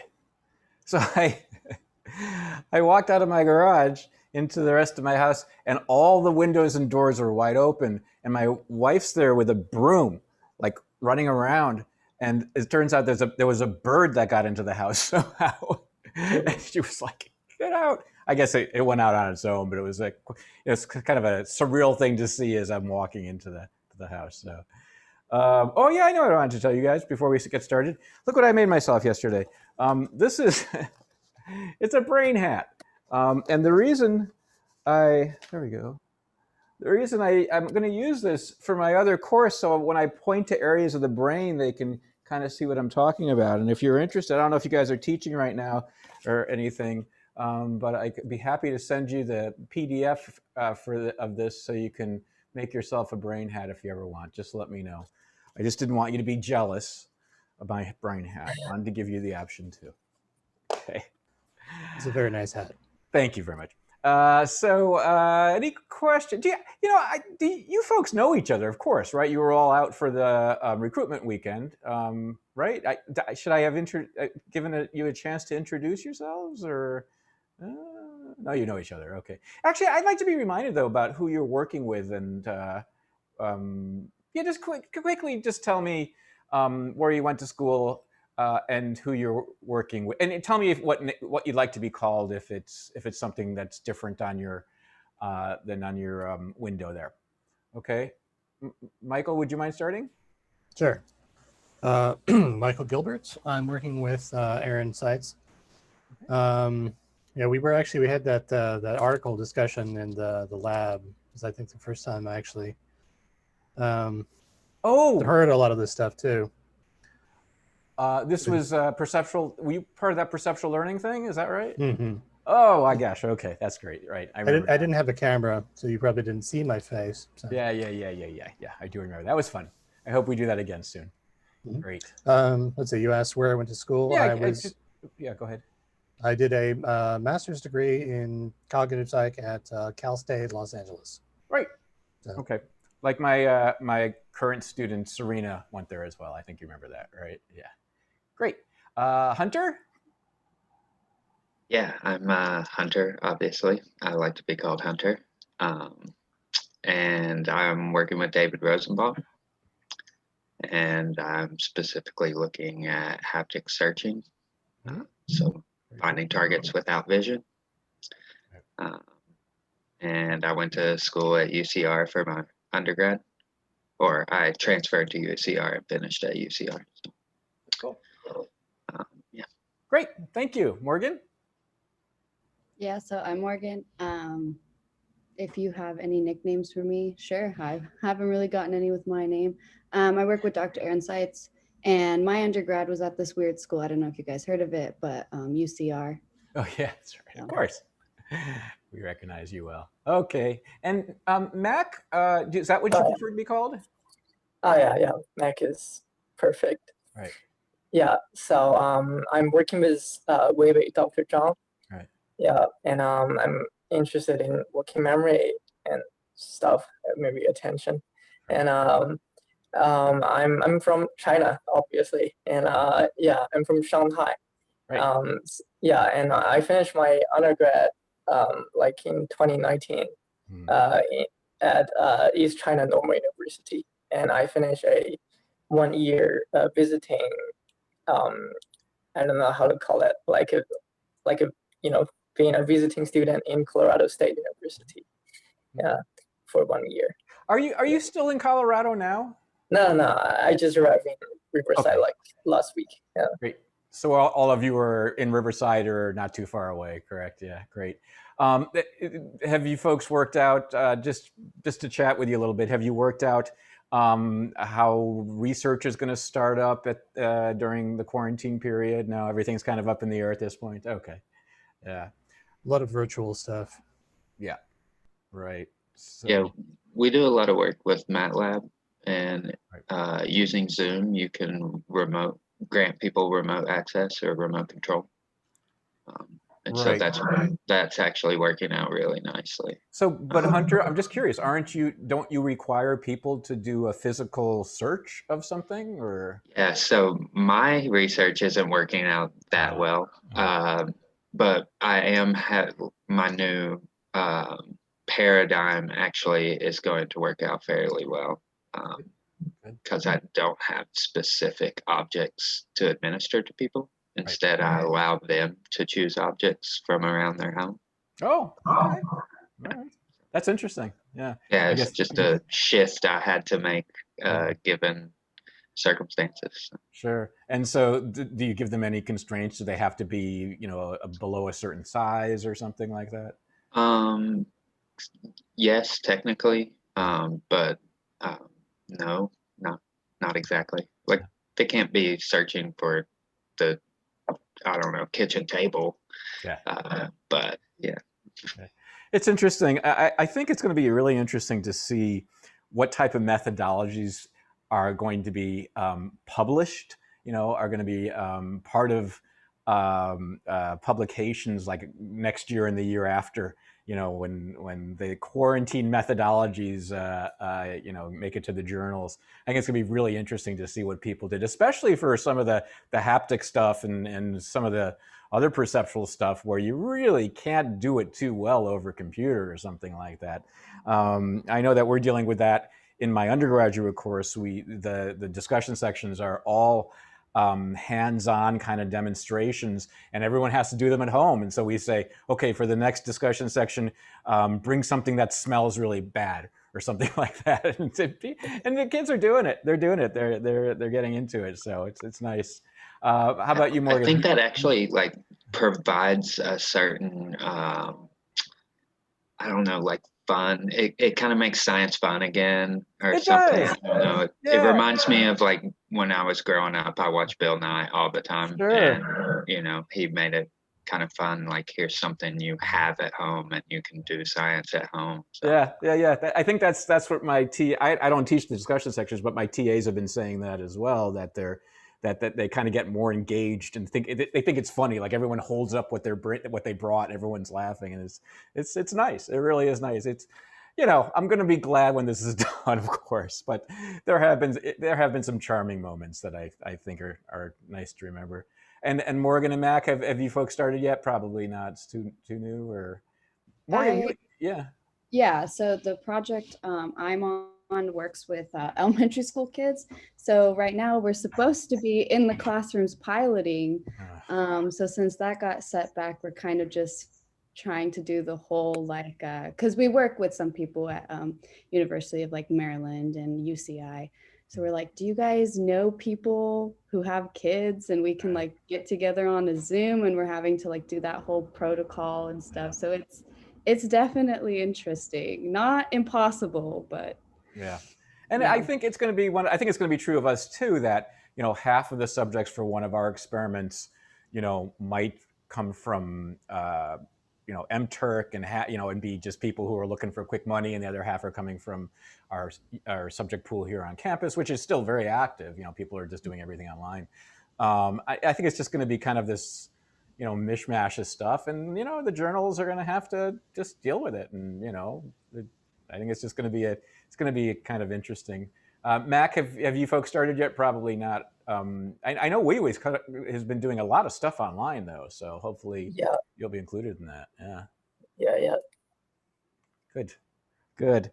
Yeah, no, it's been a struggle for us too. What we're doing is a lot of our tasks in my lab are very tricky, and they involve very strange stimuli that people don't find kind of easy to deal with right away. We kind of have to coax them into doing the tasks. Most of the experiments we do, people don't think they won't be able to actually perform it well, and they do well.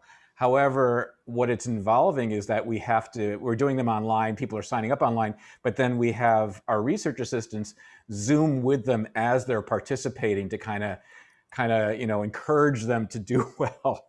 And even then, they're not doing quite as well as they would in the lab with our tasks. But everyone's doing their best, and if we can keep things going, it's good. And in terms of, we'll talk to you folks about this as the year goes on. We've been talking to graduate students regularly about what this means for their careers, what this means for the program, and all that sort of thing. And we've thought a lot about this, and we're going to be as supportive as we can and understand people might not finish in the time they originally projected, and make sure that they have support to finish in whatever time they need. So we'll talk more about that, but as an area. But I just wanted to reassure you on that. Okay. Anything else? Any questions on anything? Should we continue on our lecture? All right, great. By the way, I don't know what you're seeing on the screen. Right now, I have all 4 of you on the side. Just in case somebody asks questions, I've left that up. But if that's distracting for you, I could, well, I know you guys can resize it and stuff, but the way it's recorded is going to be, I believe, with all 4 people on. I don't know if that's an issue with you. I guess if you feel like I'm really going to use the recording and you find something distracting about the way things are configured in the recording, let me know. I can change it if you prefer. Okay, just I want to make this as easy as possible for you. Okay, let's continue then, and we're going to go into some history,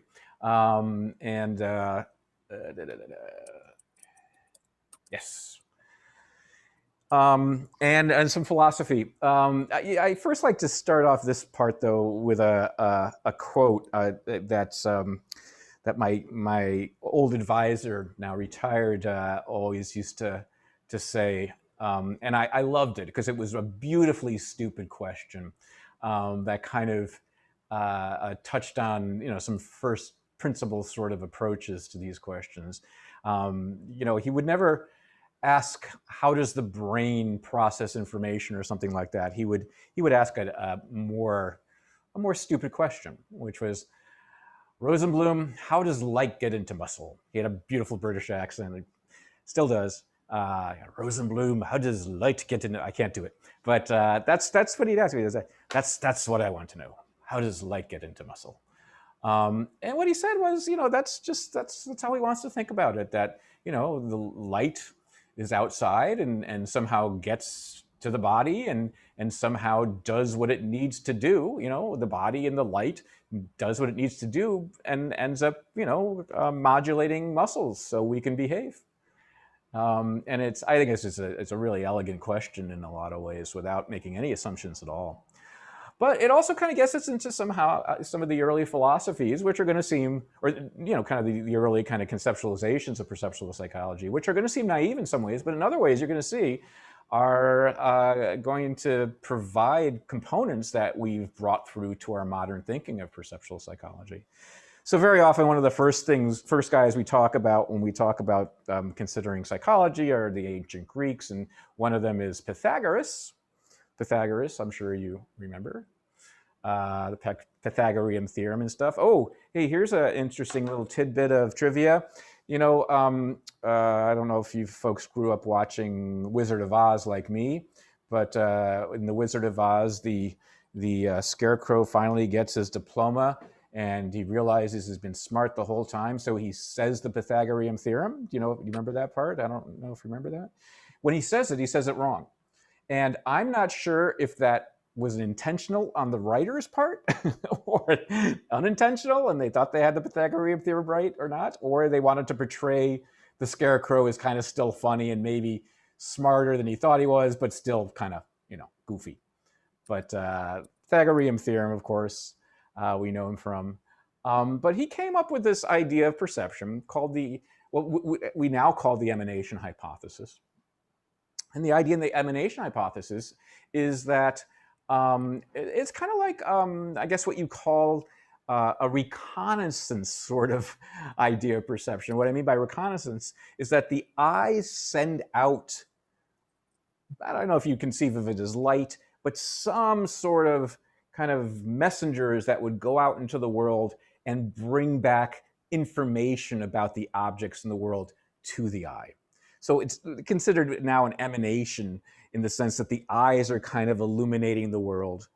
When we open our eyes, they illuminate the world. But more than that, they're sending out kind of messengers to kind of get formed by objects, perhaps, and then those come back, okay, those messengers come back to the eye, and then provide the person with perceptual awareness. So it's emanation in the sense that it starts at the eye. And if the eyes aren't open, there's not the necessary information, even necessary light for that to occur. And then Democritus, based on what he knew of what Pythagoras was writing, refined that a little bit and said, well, wait a second, light comes from the sun, and light comes from flame. So light doesn't start at the eye, but yeah, it does act to provide, I guess, messengers, or he refined that a little bit, copies of the world that are reflected from objects and go into the eye. So another word for these copies of the world are the idola. That's kind of I guess, Latin or Greek or whatever for like a copy of something that exists. And so the way he thought of it is that there are copies of the objects in the world in the light that come back to the eye. Okay, and these are idola in the sense that the copies are idola. And so basically, it's a refinement of what Pythagoras was suggesting in this emanation idea, saying, nope, light starts from someplace else. It's not the eyes that give illumination, but still, there are copies coming back to the eye, which is true of both of them. Democritus was interested in emphasizing that part of the process. And this idea that there are copies of objects in the world coming in the light into the eye is something, in a way, we've maintained. What Democritus kind of thought of is these idola were, maybe even more animate than what we think of now. But what we do think of now is that in some ways, what's projected in the light is at least a two-dimensional simulation of the objects in the world. Okay, there's a two-dimensional simulation. And so, like, if I'm looking at things around my wintry forest scape here, and I look at a tree over there, and the tree is reflecting light from the sun, that light actually has something like a two-dimensional simulation, or a two-dimensional, I guess, representation of that tree that's in front of me. And that's something that has really been maintained as kind of a building block of the perceptual process through modern times. And it's something we sometimes call a simulation, a simulative assumption. And the idea here is, I'm looking at my wintry tree out here, and here's the tree. And that if you were to take a cross-section of the light here almost, you would get something like a two-dimensional image of the tree. And of course, because of the way distance works, that's going to be a smaller two-dimensional image, but it's going to be a simulation of the tree.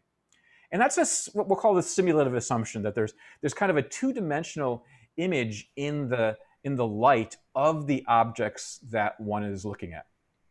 Can I ask a question? Yep. Why is it a two-dimensional and not a three-dimensional? Well, the idea is that it's going to be two-dimensional if you were to kind of take a cross. Usually it's portrayed as being two-dimensional as it goes into the eye. I guess in principle wouldn't have to be, but it is usually considered two dimensions. It's the going into a single eye with no movement. I think you could consider this two-dimensional if you were to take a cross-section here. In principle, it wouldn't have to be, but typically it is considered two-dimensional. And then it's then the perceptual process that gives it its third dimension. Okay, this is kind of the history of perceptual psychology. Okay, so there's a simulation. You don't even have to it's not even that important, but the idea that there's a simulation in the light, and that you might recognize it if you could do an analysis of the light here and look at its two-dimensional representation. And the fact that that gets into the eye, into the back of the eye, onto a two-dimensional screen, this of course is portraying the eye as something like a snapshot camera, right? And the back of the eye as, the whatever, like the film of a camera, of an old camera, or the pixels of a iPhone or something like that. that there is kind of a two-dimensional representation back here that is, in fact, as we know from remembering our old anatomy and physiology, is in fact inverted, and it is, changed in a certain way based on the lens, but it does project a two-dimensional image on the back of the eye. Okay, that is called the projective assumption, and it's just the idea that that simulation of what's out in the world is then projected to the back of the eye.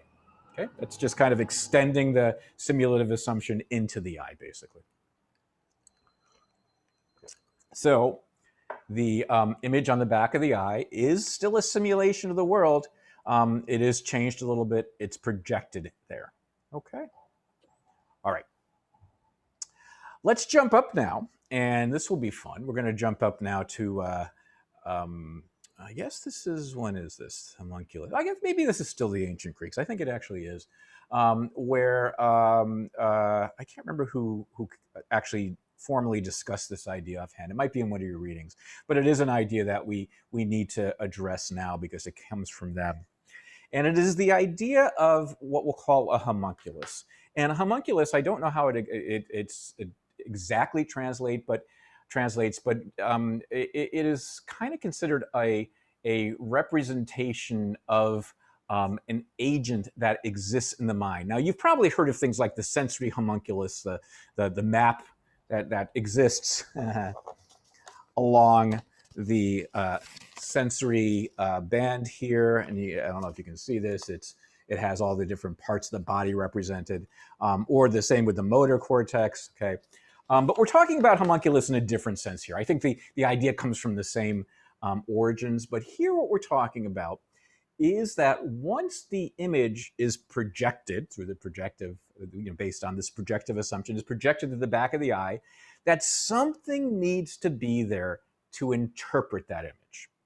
And the Greeks thought there was something like a little agent. I think they were a little bit more nuanced than saying there's a little person in the mind or a person in the brain. They would say there's an agent, there's a soul that is there interpreting the input. So let's go with soul to make it a little bit more poetic.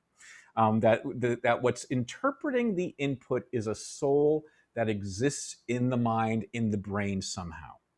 Okay, so let's portray that with a cute little graphic I'm very proud of. There we are. We've put the eye into a head, and here comes the image. The image is coming. Into the eye like this, and then once given the image, there needs to be something there that interprets it. Okay, and so let's give it something there that interprets it. An agent, a soul, a homunculus, which is again like a little analog to a person. And there we have it. The homunculus, the soul, interprets this input and is able to potentially know what's in the world. Okay, I portrayed this. I use graphics to actually demonstrate why this becomes a problem. And I can imagine many of you have heard of this, or many of you are readily seeing why this becomes a problem, why this poses a problem for thorough explanation. Anyone want to say what it is? Why is this not a satisfying explanation? Besides the idea that we don't have little people running around our heads, or maybe you're not satisfied with thinking about a soul. Can you talk about what? Yeah. So it feels like we are agents as well, but there's another agent in our head, like there should be another agent in that agent as well. That just goes into a cycle kind of thing. Exactly. So as you can see, I've just put little agents inside little agents inside little agents, because when you use something like this, you are left with not really explaining it, right? You're left with saying, well, okay, so there's an agent inside that interprets it. Well, what allows that agent to do its interpretation? Well, there's got to be some, sort of process, which, isn't really an explanation. I mean, what we've done here is we've gone from agent or soul to process, but what is a process such that it can do this maybe without being very, very precise about what the process is and how the process gets there. We are led into an infinite regress, that you're kind of just pushing the problem back or deeper. We'll go this way. We'll go this way because that's where the head is. We're pushing the problem deeper into the brain, into the mind, without really giving a satisfying explanation about how this is working. And this is something we're going to have to contend with throughout the quarter. Clearly, we no longer believe in the little analog of a person in our heads, and we don't usually feel that a soul is a good cognitive explanation for this type of thing. However, we do talk about things like process in computation is handling this sort of thing. And we have to be careful that we are very clear that how we define process, how we define computation, in fact, is in such a way that it doesn't continue to push the problem back. Okay, we're going to see this appear. We're going to see some philosophers who think there are ways of doing it, others that think there might not be ways of doing it through computation and process or neurophysiology, but we are going to have to contend with it somehow. Importantly, what is actually kind of pushing this back is the fact that you're trying to use an explanation here of like these little things that actually are plagued with the same problem you're trying to explain. If in fact, okay, the input is degraded, if it's impoverished, okay, if it's something that requires a reinterpreting, a construction, then we need to somehow come up with a process. If, on the other hand, you don't assume that the input is degraded in any way, you might not need the same type of kind of loan on intelligence. What do I mean by that? That you're no longer faced with having to explain something that is with an explanation that has a component that needs as sophisticated an explanation that you originally started with. We'll talk more about this, but we're going to have to deal with this issue, especially when we start talking about mental representation and whether the representations are sufficient for the process to occur without there being elaborate processing imposed on the input. Okay, we'll talk about that later on. But let's jump up and take a step forward and go all the way to the Renaissance and talk about our friend Descartes. You know Descartes. I think, therefore I am. Cartesian planes. He also was in a 70s rock band, as you can see there. I'm kidding. He's quite famous. Philosopher, mathematician. I think he's a physician, too. But what we're going to be discussing of his now is his ideas on how the body and mind relate.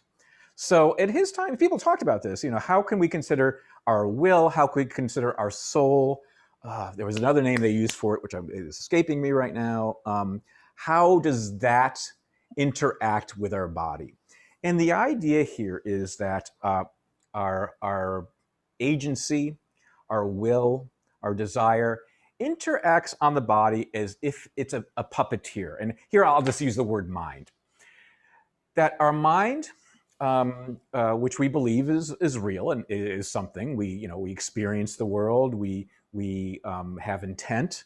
That mind acts as a puppeteer on the body. And this is something that people discussed all the time, that the mind is kind of the thing that's controlling our limbs. So Rosenblum, go ahead and do that great Flossie dance again. I'm not doing it very well, am I? All right. Anyway, there I go. That was a great example of the mind as a puppeteer then, right? I had the desire to do my favorite dance, the Flossie dance, and I did it for you because I controlled my body like a puppeteer controls a puppet.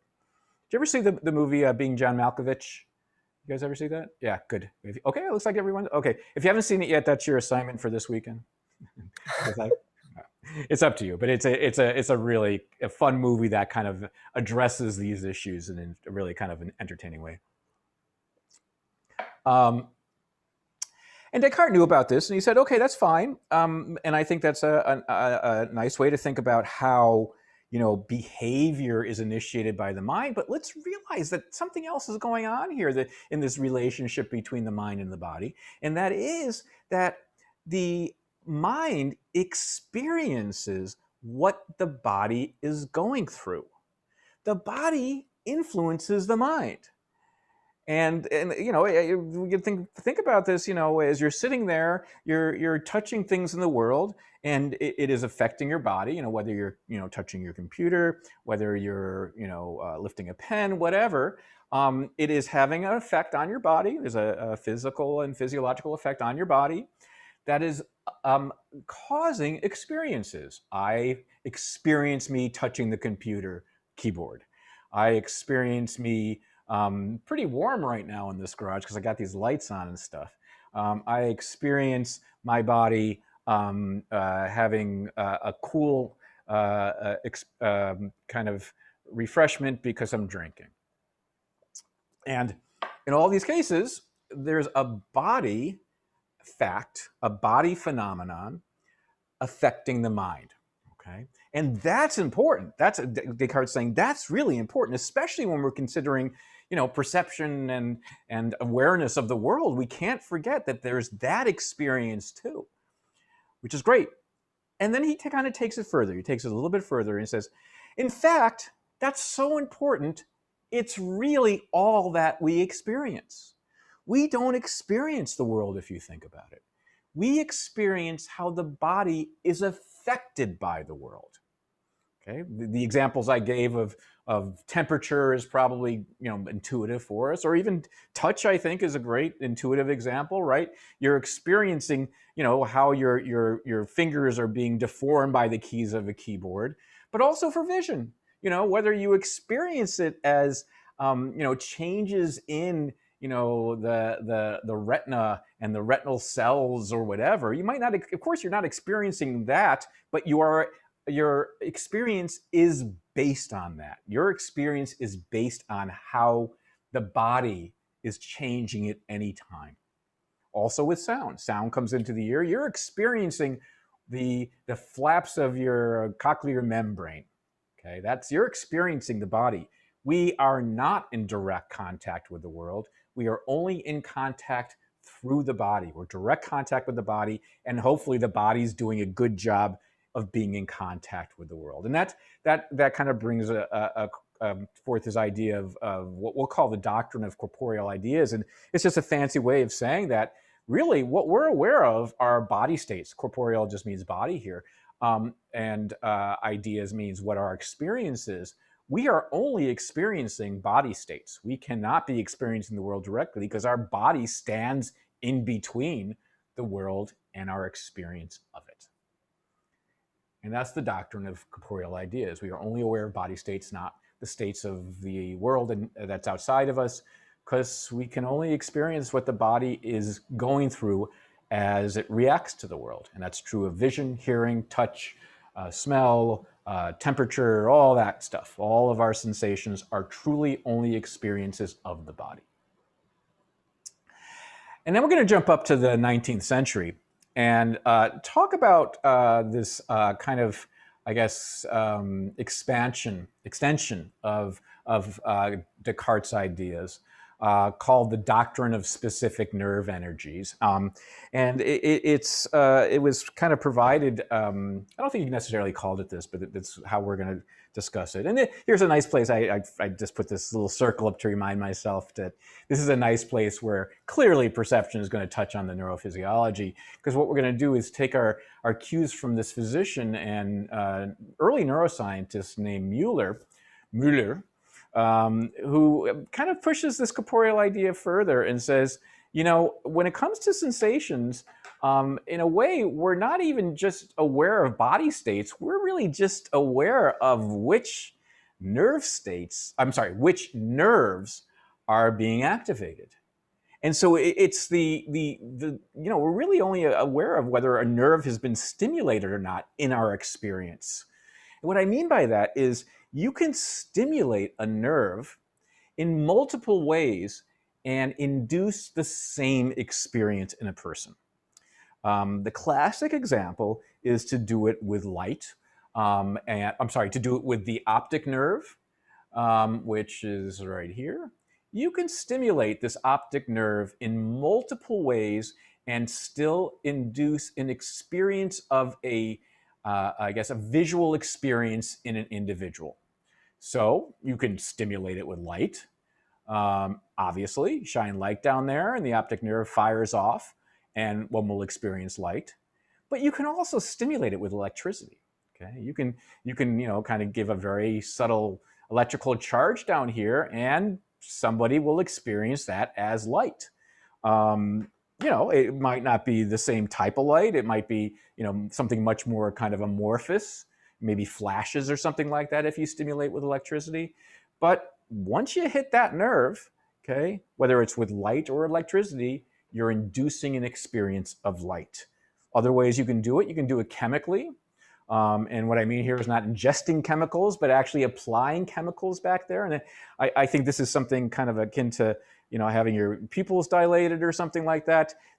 Sometimes it seeps back there. And I don't know if that's exactly the same thing, but you can easily apply chemicals to the back of the eye. And if you do so and do it right into the optic nerve itself, people will have an experience of light. Again, it's going to be probably a little different. It's going to be, maybe something more like a floating, kind of image of some type, while the chemical is still there and not being metabolized yet. It's not going to be the same as, recognizing an object in front of you, but it's still an experience of light. And the final way you can do just very easily with yourself right now is something called a pressure phosphene. And the way you can do that is close your eye. And if you press the outside of your closed eye, you should see a little ring of light kind of towards where your nose is located in your eyelid. You ever done that before? Anyone else ever tried that before? Do you see it? Yeah, it's like doing TMS stuff. Yeah, transcranial magnetic stimulation. Yeah, that's another great example of that. So yeah, actually, I should add that to that. Thank you for saying that, Matt. I should absolutely add that to this slide that you can. I'm talking about like there's a threshold for that kind of like thing when doing TMS sometimes, but I'm not an expert in that thing. So yeah, you can induce that experience of light by applying TMS, or is this? Yeah, just by applying TMS. Okay. Like there's a certain threshold of TMS that can induce that kind of feeling. Gotcha. Yeah. Gotcha. Very cool. Okay, so clearly these are different experiences of light, but in all cases, they are experiences of light. So what Mueller's doing, in a sense, is saying, yeah, Descartes is right. We're only aware, our awareness is completely based on the states of the body. In fact, we can go further and say, the body in some ways doesn't even know how the nerves have been, how the body, our awareness does not know how the body has been stimulated in some ways, because you can stimulate that optic nerve and get experiences of light regardless of whether it's actual light or not. So he kind of wants to, he wants to say, let's do a more radical version of this doctrine of corporeal ideas and say it's worse than being aware of body states only. It's just being aware of whether the body has been stimulated or not. That's kind of, maybe being a little bit extreme here. But it's just kind of a nice example of how separated we are from the world because of our awareness of just body states. Okay, so good. We've kind of separated ourselves from the world, and now we're kind of pushing our way back into our, I guess, only being aware of our body, only being aware of what our body is going through, not being aware of the world. It's kind of going into Matrix territory. Remember the movie The Matrix, that we don't even know if the real world exists. We could just be connected to this vast matrix because our nerves are being stimulated by this very sophisticated artificial intelligence agent or something like that. Yeah, we are talking exactly about that type of thing, really. And we'll talk more about it in a second, but I wanted to, in order to talk about those things as it relates to perception, I wanted to arm ourselves. I wanted to give ourselves some kind of conceptual tools and basically terminology to do so. So I'm going to portray what we can call the problem of perception. This is very often how when you talk about why perception is something that the brain must somehow solve. It is because of these sorts of considerations. So sensations, as they get, so there's an image of the back of the eye, and there's, I guess that the eye is hypothetically looking at somebody talking on an old telephone.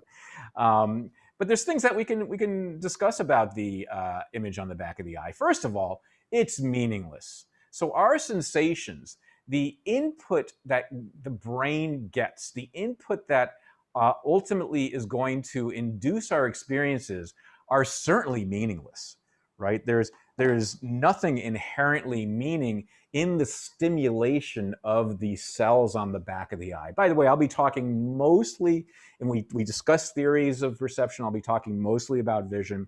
You'll see later on, we're going to be spending time with sound and touch later on, but in theory, we're talking about vision. So the back of the eye, the cells get stimulated. There is nothing inherently meaningful about that pattern of stimulation on the back of the eye, right? And in fact, not only is it meaningless, it doesn't give us any idea of what's in the world. It is even worse than that. It's distorted. So as you saw that image before, do I have it down here? No. I'll show it in just a second. Of the tree in the eye, you know that the image is inverted.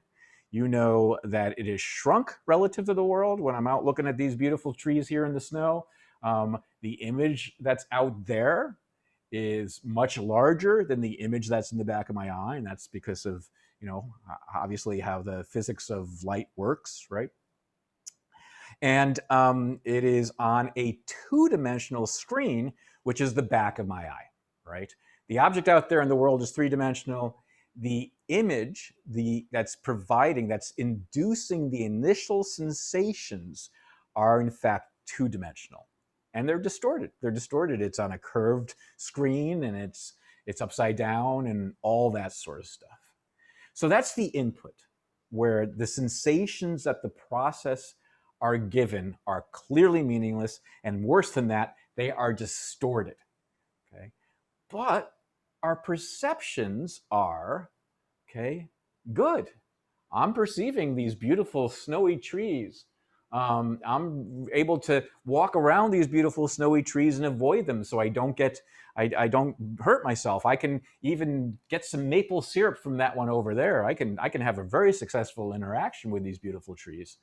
So how am I able to do this? Okay, so that's the problem of perception.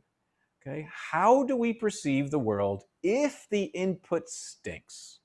If the input doesn't provide us anything about the meaning of things, so think about this, there's nothing in this input to our eyes that tells me this is a beautiful tree with snow that has this three-dimensionality, this solidity that I can walk around and do my little snow dance around, and then I can use to take some maple syrup and give everybody syrup on their pancakes. There's nothing in that input that allows me to do that, right? So somehow the process of perception has to give me that. And that's often, when you talk about the problem of perception, that's kind of how you face it. How do we take stinky input and get beautiful, meaningful, intent-driven experiences?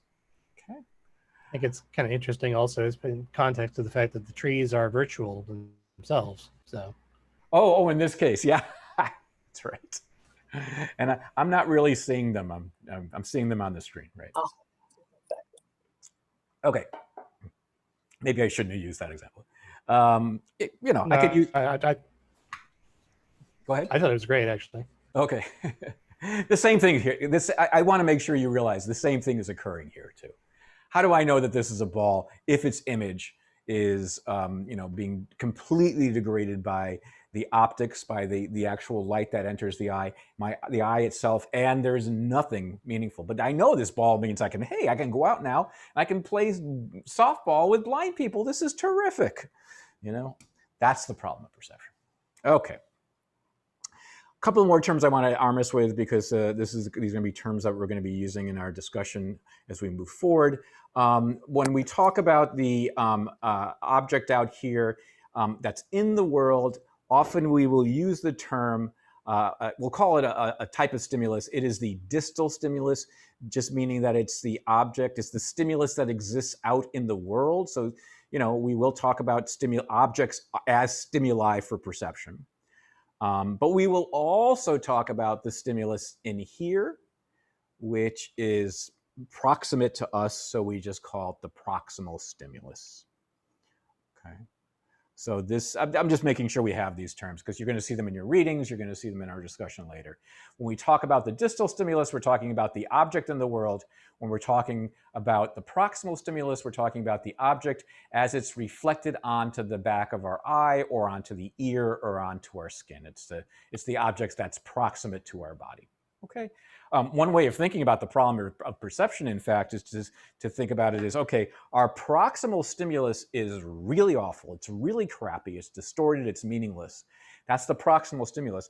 But somehow we're able to perceive a distal stimulus that is not distorted and is meaningful. So another way of thinking about this problem of perception is how to go from how does the brain, or how does the perceptual process go from the proximal stimulus to the distal stimulus, the bad beginnings to this glorious awareness of things out in the world that we can interact with so successfully. It's just another way I just wanted to use those terms in a way that kind of put it back in the context of how we're discussing this problem of perception. Okay, cool. Then let's jump up in history again and go to the British empiricists. And you probably have been through this discussion before, I imagine. If you've ever taken any philosophy course, you've gone through this, or very often in intro psychology courses, they'll talk about this, that the British empiricists, like Locke, will talk about our experience as being shaped with, I don't want to use experience twice in a sentence. Our awareness of the world, our knowledge, the information of the world coming through our experience with the world. Okay, so here he is. Of course, obviously, we're talking about philosophy now, how perception interfaces with philosophy. And here's John Locke. Okay. And what you're going to see here, by the way, I'm going to show lots of little pictures of these individuals. You're going to see that for some reason philosophers always have better hair than psychologists. I have no idea why. Keep your eye on that, and you might want to consider changing your field of interest if you're worried about your hair. Obviously, I wasn't. So Locke and Descartes are rock stars, and Locke thought that a way to think of this, and we've heard this term way too many times, is the tabula rasa, meaning that we are born as a blank slate that experience then writes itself upon. And that's how we gain our knowledge. And yes, it's our knowledge of things we learn in class. It's our knowledge, though, of more fundamental things like the perceptual world, that our ability to make sense of the world comes through our experience interacting with the world. Okay? We're born, and what's coming into us is crazy. We can't initially make sense of it. However, through experience, through early experience, and then ongoing lifelong experience, we do make sense of the world, perceptually, hopefully very soon, very quickly, but it still does take some experience. So our perceptual interpretation of the world comes through experience. And, there's some I'm sure this is a review for most of you, but it's nice to be reminded. Let's talk about it, though, in terms of how it might bear on the processes of perception. Let's talk about an example where we are faced with kind of interpreting what we consider the cues of perception, of visual perception, especially as they pertain to depth. So here is a card. So if I asked you quickly here, which card is closer to you from the viewer's perspective, you would say, oh, I guess they're trying to portray it as the 3 of diamonds being closer than the 2 of diamonds. because, you've probably learned these cues somewhere along the lines. There's this superposition cue, sometimes called interposition, but we'll call superposition, where things that look like they're covering up other things are probably closer to us. Things whose images are covering up other things' images are probably things that are closer to us. So we say the 3 of diamonds is closer than the 2 of diamonds. And the idea is, Locke would say, well, that's something you know now, but it's not something you knew when you were born. And in fact, for you to know that cue, for you to learn that cue, and probably all the other depth cues, you had to be taught them through your experience of the world. How? Locke would say, well, let's think about how you might be able to do this. And one way is that as your infant, you start grabbing at things as soon as your little arms can be coordinated to do so. Okay. And so you're looking up at a mobile and say you can, reach out and touch these things, these objects up here. You would be able to, get a sense from touch that some things are closer than other things, right? And through that experience of touch, you're going to educate your visual system, including the brain and whatever else is involved, to know how to interpret these cues of, say, superposition that you're seeing there. So the idea is that haptic experience of touching the world is going to, inform about the visual cues, right? So how do we know about, okay, yeah, so there I am as a baby. That's Rosenblum the baby. That's not me. And I need to know whether the part of the table that's close to us is in fact, the part that's close, the part of the table that's in front of the monkey is, actually, let me do it the other way. The monkey is going to be closer to us than what's behind the monkey, and I'll know that through touch. Here I am, I'll do it this way, that my iPhone, I'm Rosenblum the baby, and I touch my iPhone, and then I touch here, and I go, oh, okay, the iPhone's closer. The iPhone's closer. And babies these days are more likely to use iPhones than stuffed monkeys anyway. And then I say, okay, well, that's great. I was able to apprehend that by touch, and now I can teach my little visual system that when I see the iPhone superimposed, its image superimposed over the the tabletop or the computer that happens to be here, when I see the images superimposed, my visual system now knows a cue. Superimposition of images tells me that the thing doing the superimposing, the thing that superimposes, is closer to me than the thing that it's superimposing over. Okay, very simple. Very simple. So superposition equals depth. We learn that because of the idea that touch can teach the visual system to interpret image superposition as a depth cue. Okay. Classic kind of British empiricism. It's an example that Descartes talked about. I'm sorry, John Locke talked about. I get the guys with good hairs mixed up. John Locke said this is a nice example of how our perceptual knowledge can come from experience. Touch educates vision in this case. Touch educates vision. Before we leave this, does anyone see a kind of a philosophical problem with this idea, where you have to kind of, I don't know, maybe push, if you push this empiricist sort of explanation a little further, you see it runs into some problems. Yeah, it's like, well, where did you learn how to touch things? Beautiful. How'd you learn how to move your hand to make that distinction? Exactly. And how do we know, even more fundamentally, and Kant talked about this, how do we know that space is such that it has a third dimension, right? So, yes, all those are great examples, and it's, scratch an empiricist and you end up with a nativist.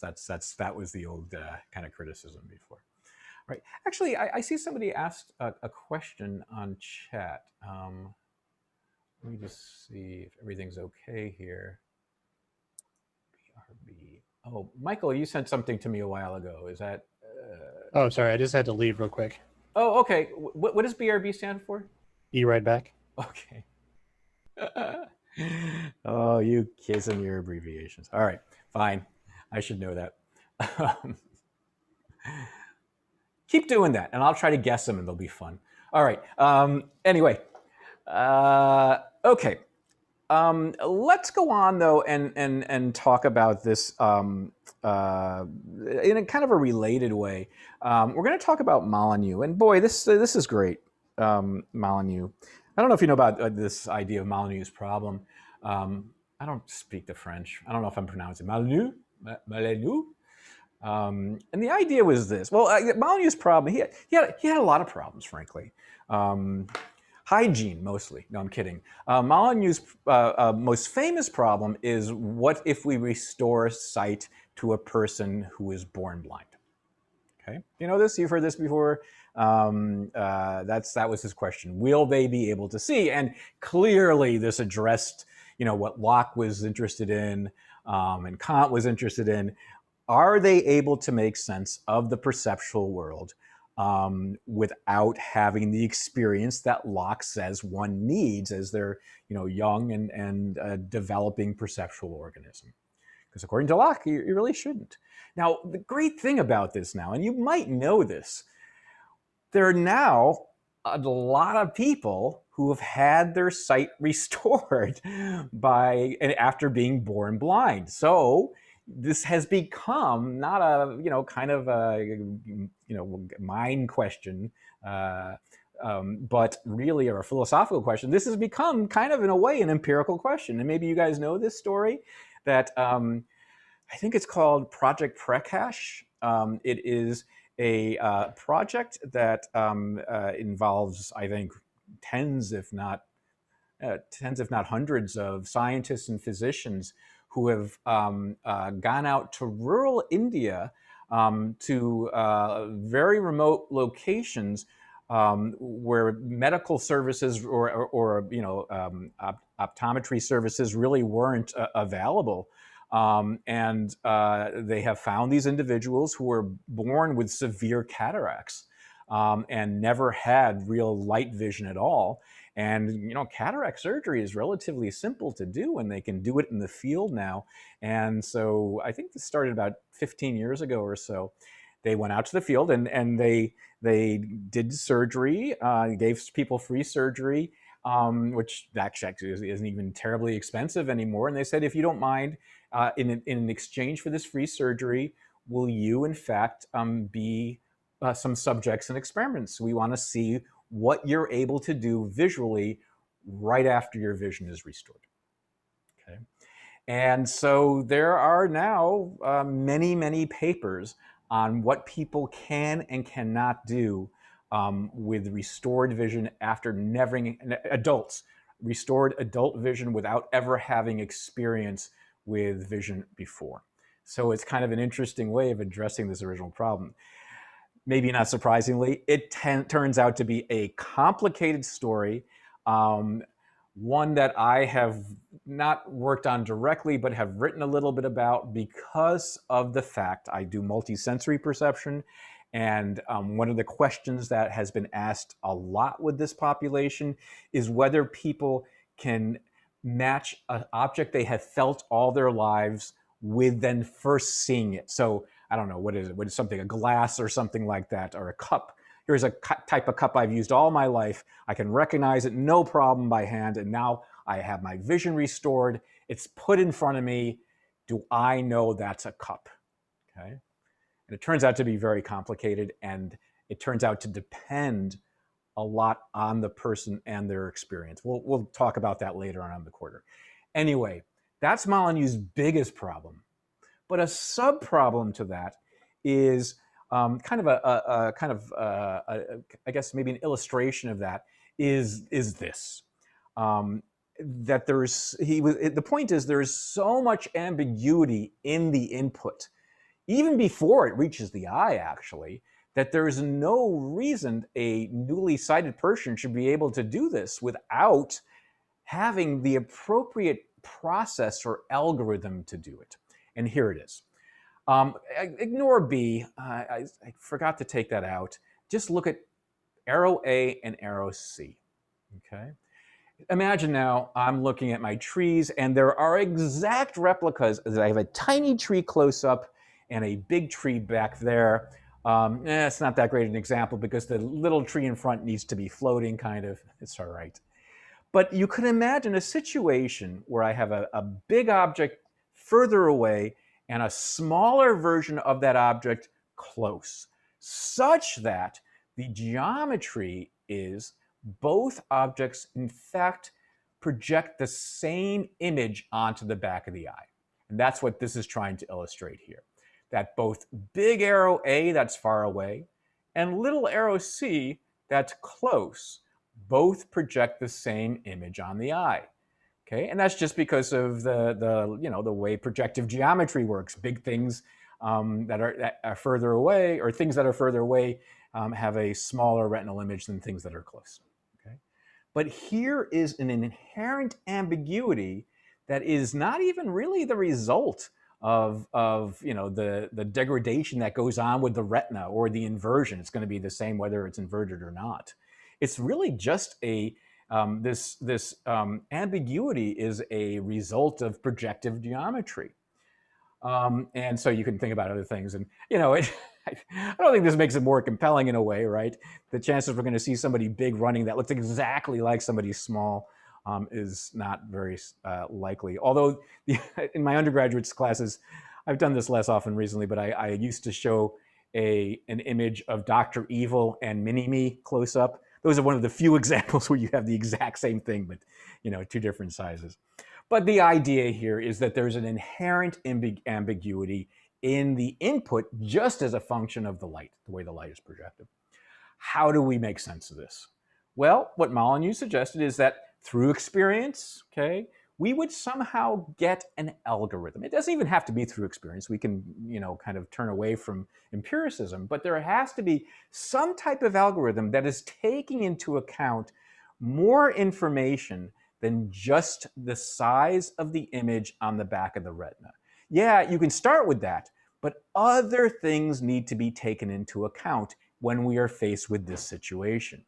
Because when we're faced with this situation, it's not ambiguous, right? Somehow we are able to correct or embellish what we're getting on the eye by a perceptual process. And Molyneux says, yeah, it could be a simple algorithm. It could be known something like this. We know about the objects in the world. Okay, we know that certain things only get so big, and we're not going to get giant people or tiny, tiny, tiny little people. That's part of it. But more than that, our brain knows something about the laws of projective geometry.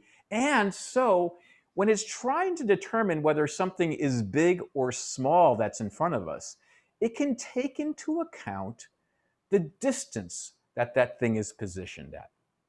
Okay? And so clearly it has to have some cues for distance, right? But the laws of projective geometry say the further something is away, the smaller the image is going to be on the retina. If we know how far something is away, then we can determine something about its size. Okay? So when we perceive the size of something, okay, this small arrow or large arrow, we are taking into account its distance and what's on the back of the eye. So perceived size, I'm just going to give you a little formula, but it's just conceptual. It's not anything formal at all. But our perceived size is just going to be a function of the image on the back of the eye and the distance that it is perceived, the object is perceived to be located at. Okay, does that make sense to you? And this is the kind of basis of lots of little illusions.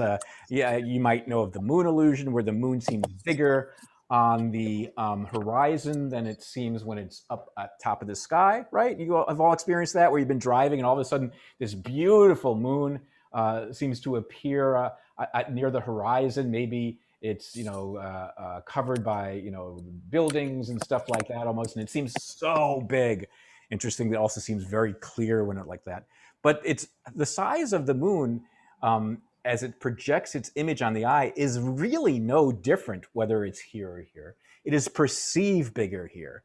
And because we believe it's that the brain is taking into account a distance here. It seems, actually, it might not be experientially like this, but the brain interprets it, in fact, as being further away when it's on the horizon than when it's up here. Okay, it goes through this calculation, and because there's texture when you're looking at it in the horizon, you're seeing trees, you're seeing maybe a cityscape or something like that. Because there's texture, that's giving you a good distance cue. It seems the brain interprets it as being further away on the horizon than being up here. You know, that's just one example. When I teach this to undergraduates, and this is just, you know, for your own teaching later on, a great way to do this is you have them take out a piece of paper, or I guess you could maybe do this on a computer screen, maybe, and you have them make a dot. We just have them, you know, draw a dot that maybe is an inch in diameter on a piece of paper, and they just make sure that that what's next to that dot is all white paper. And then we have them stare at the dot for about a minute without moving their eyes, or moving in their eyes as little as possible. And then what that's doing is kind of burning in an after image. Then that after image can then be seen if they shift away their gaze and look at a white part of that paper.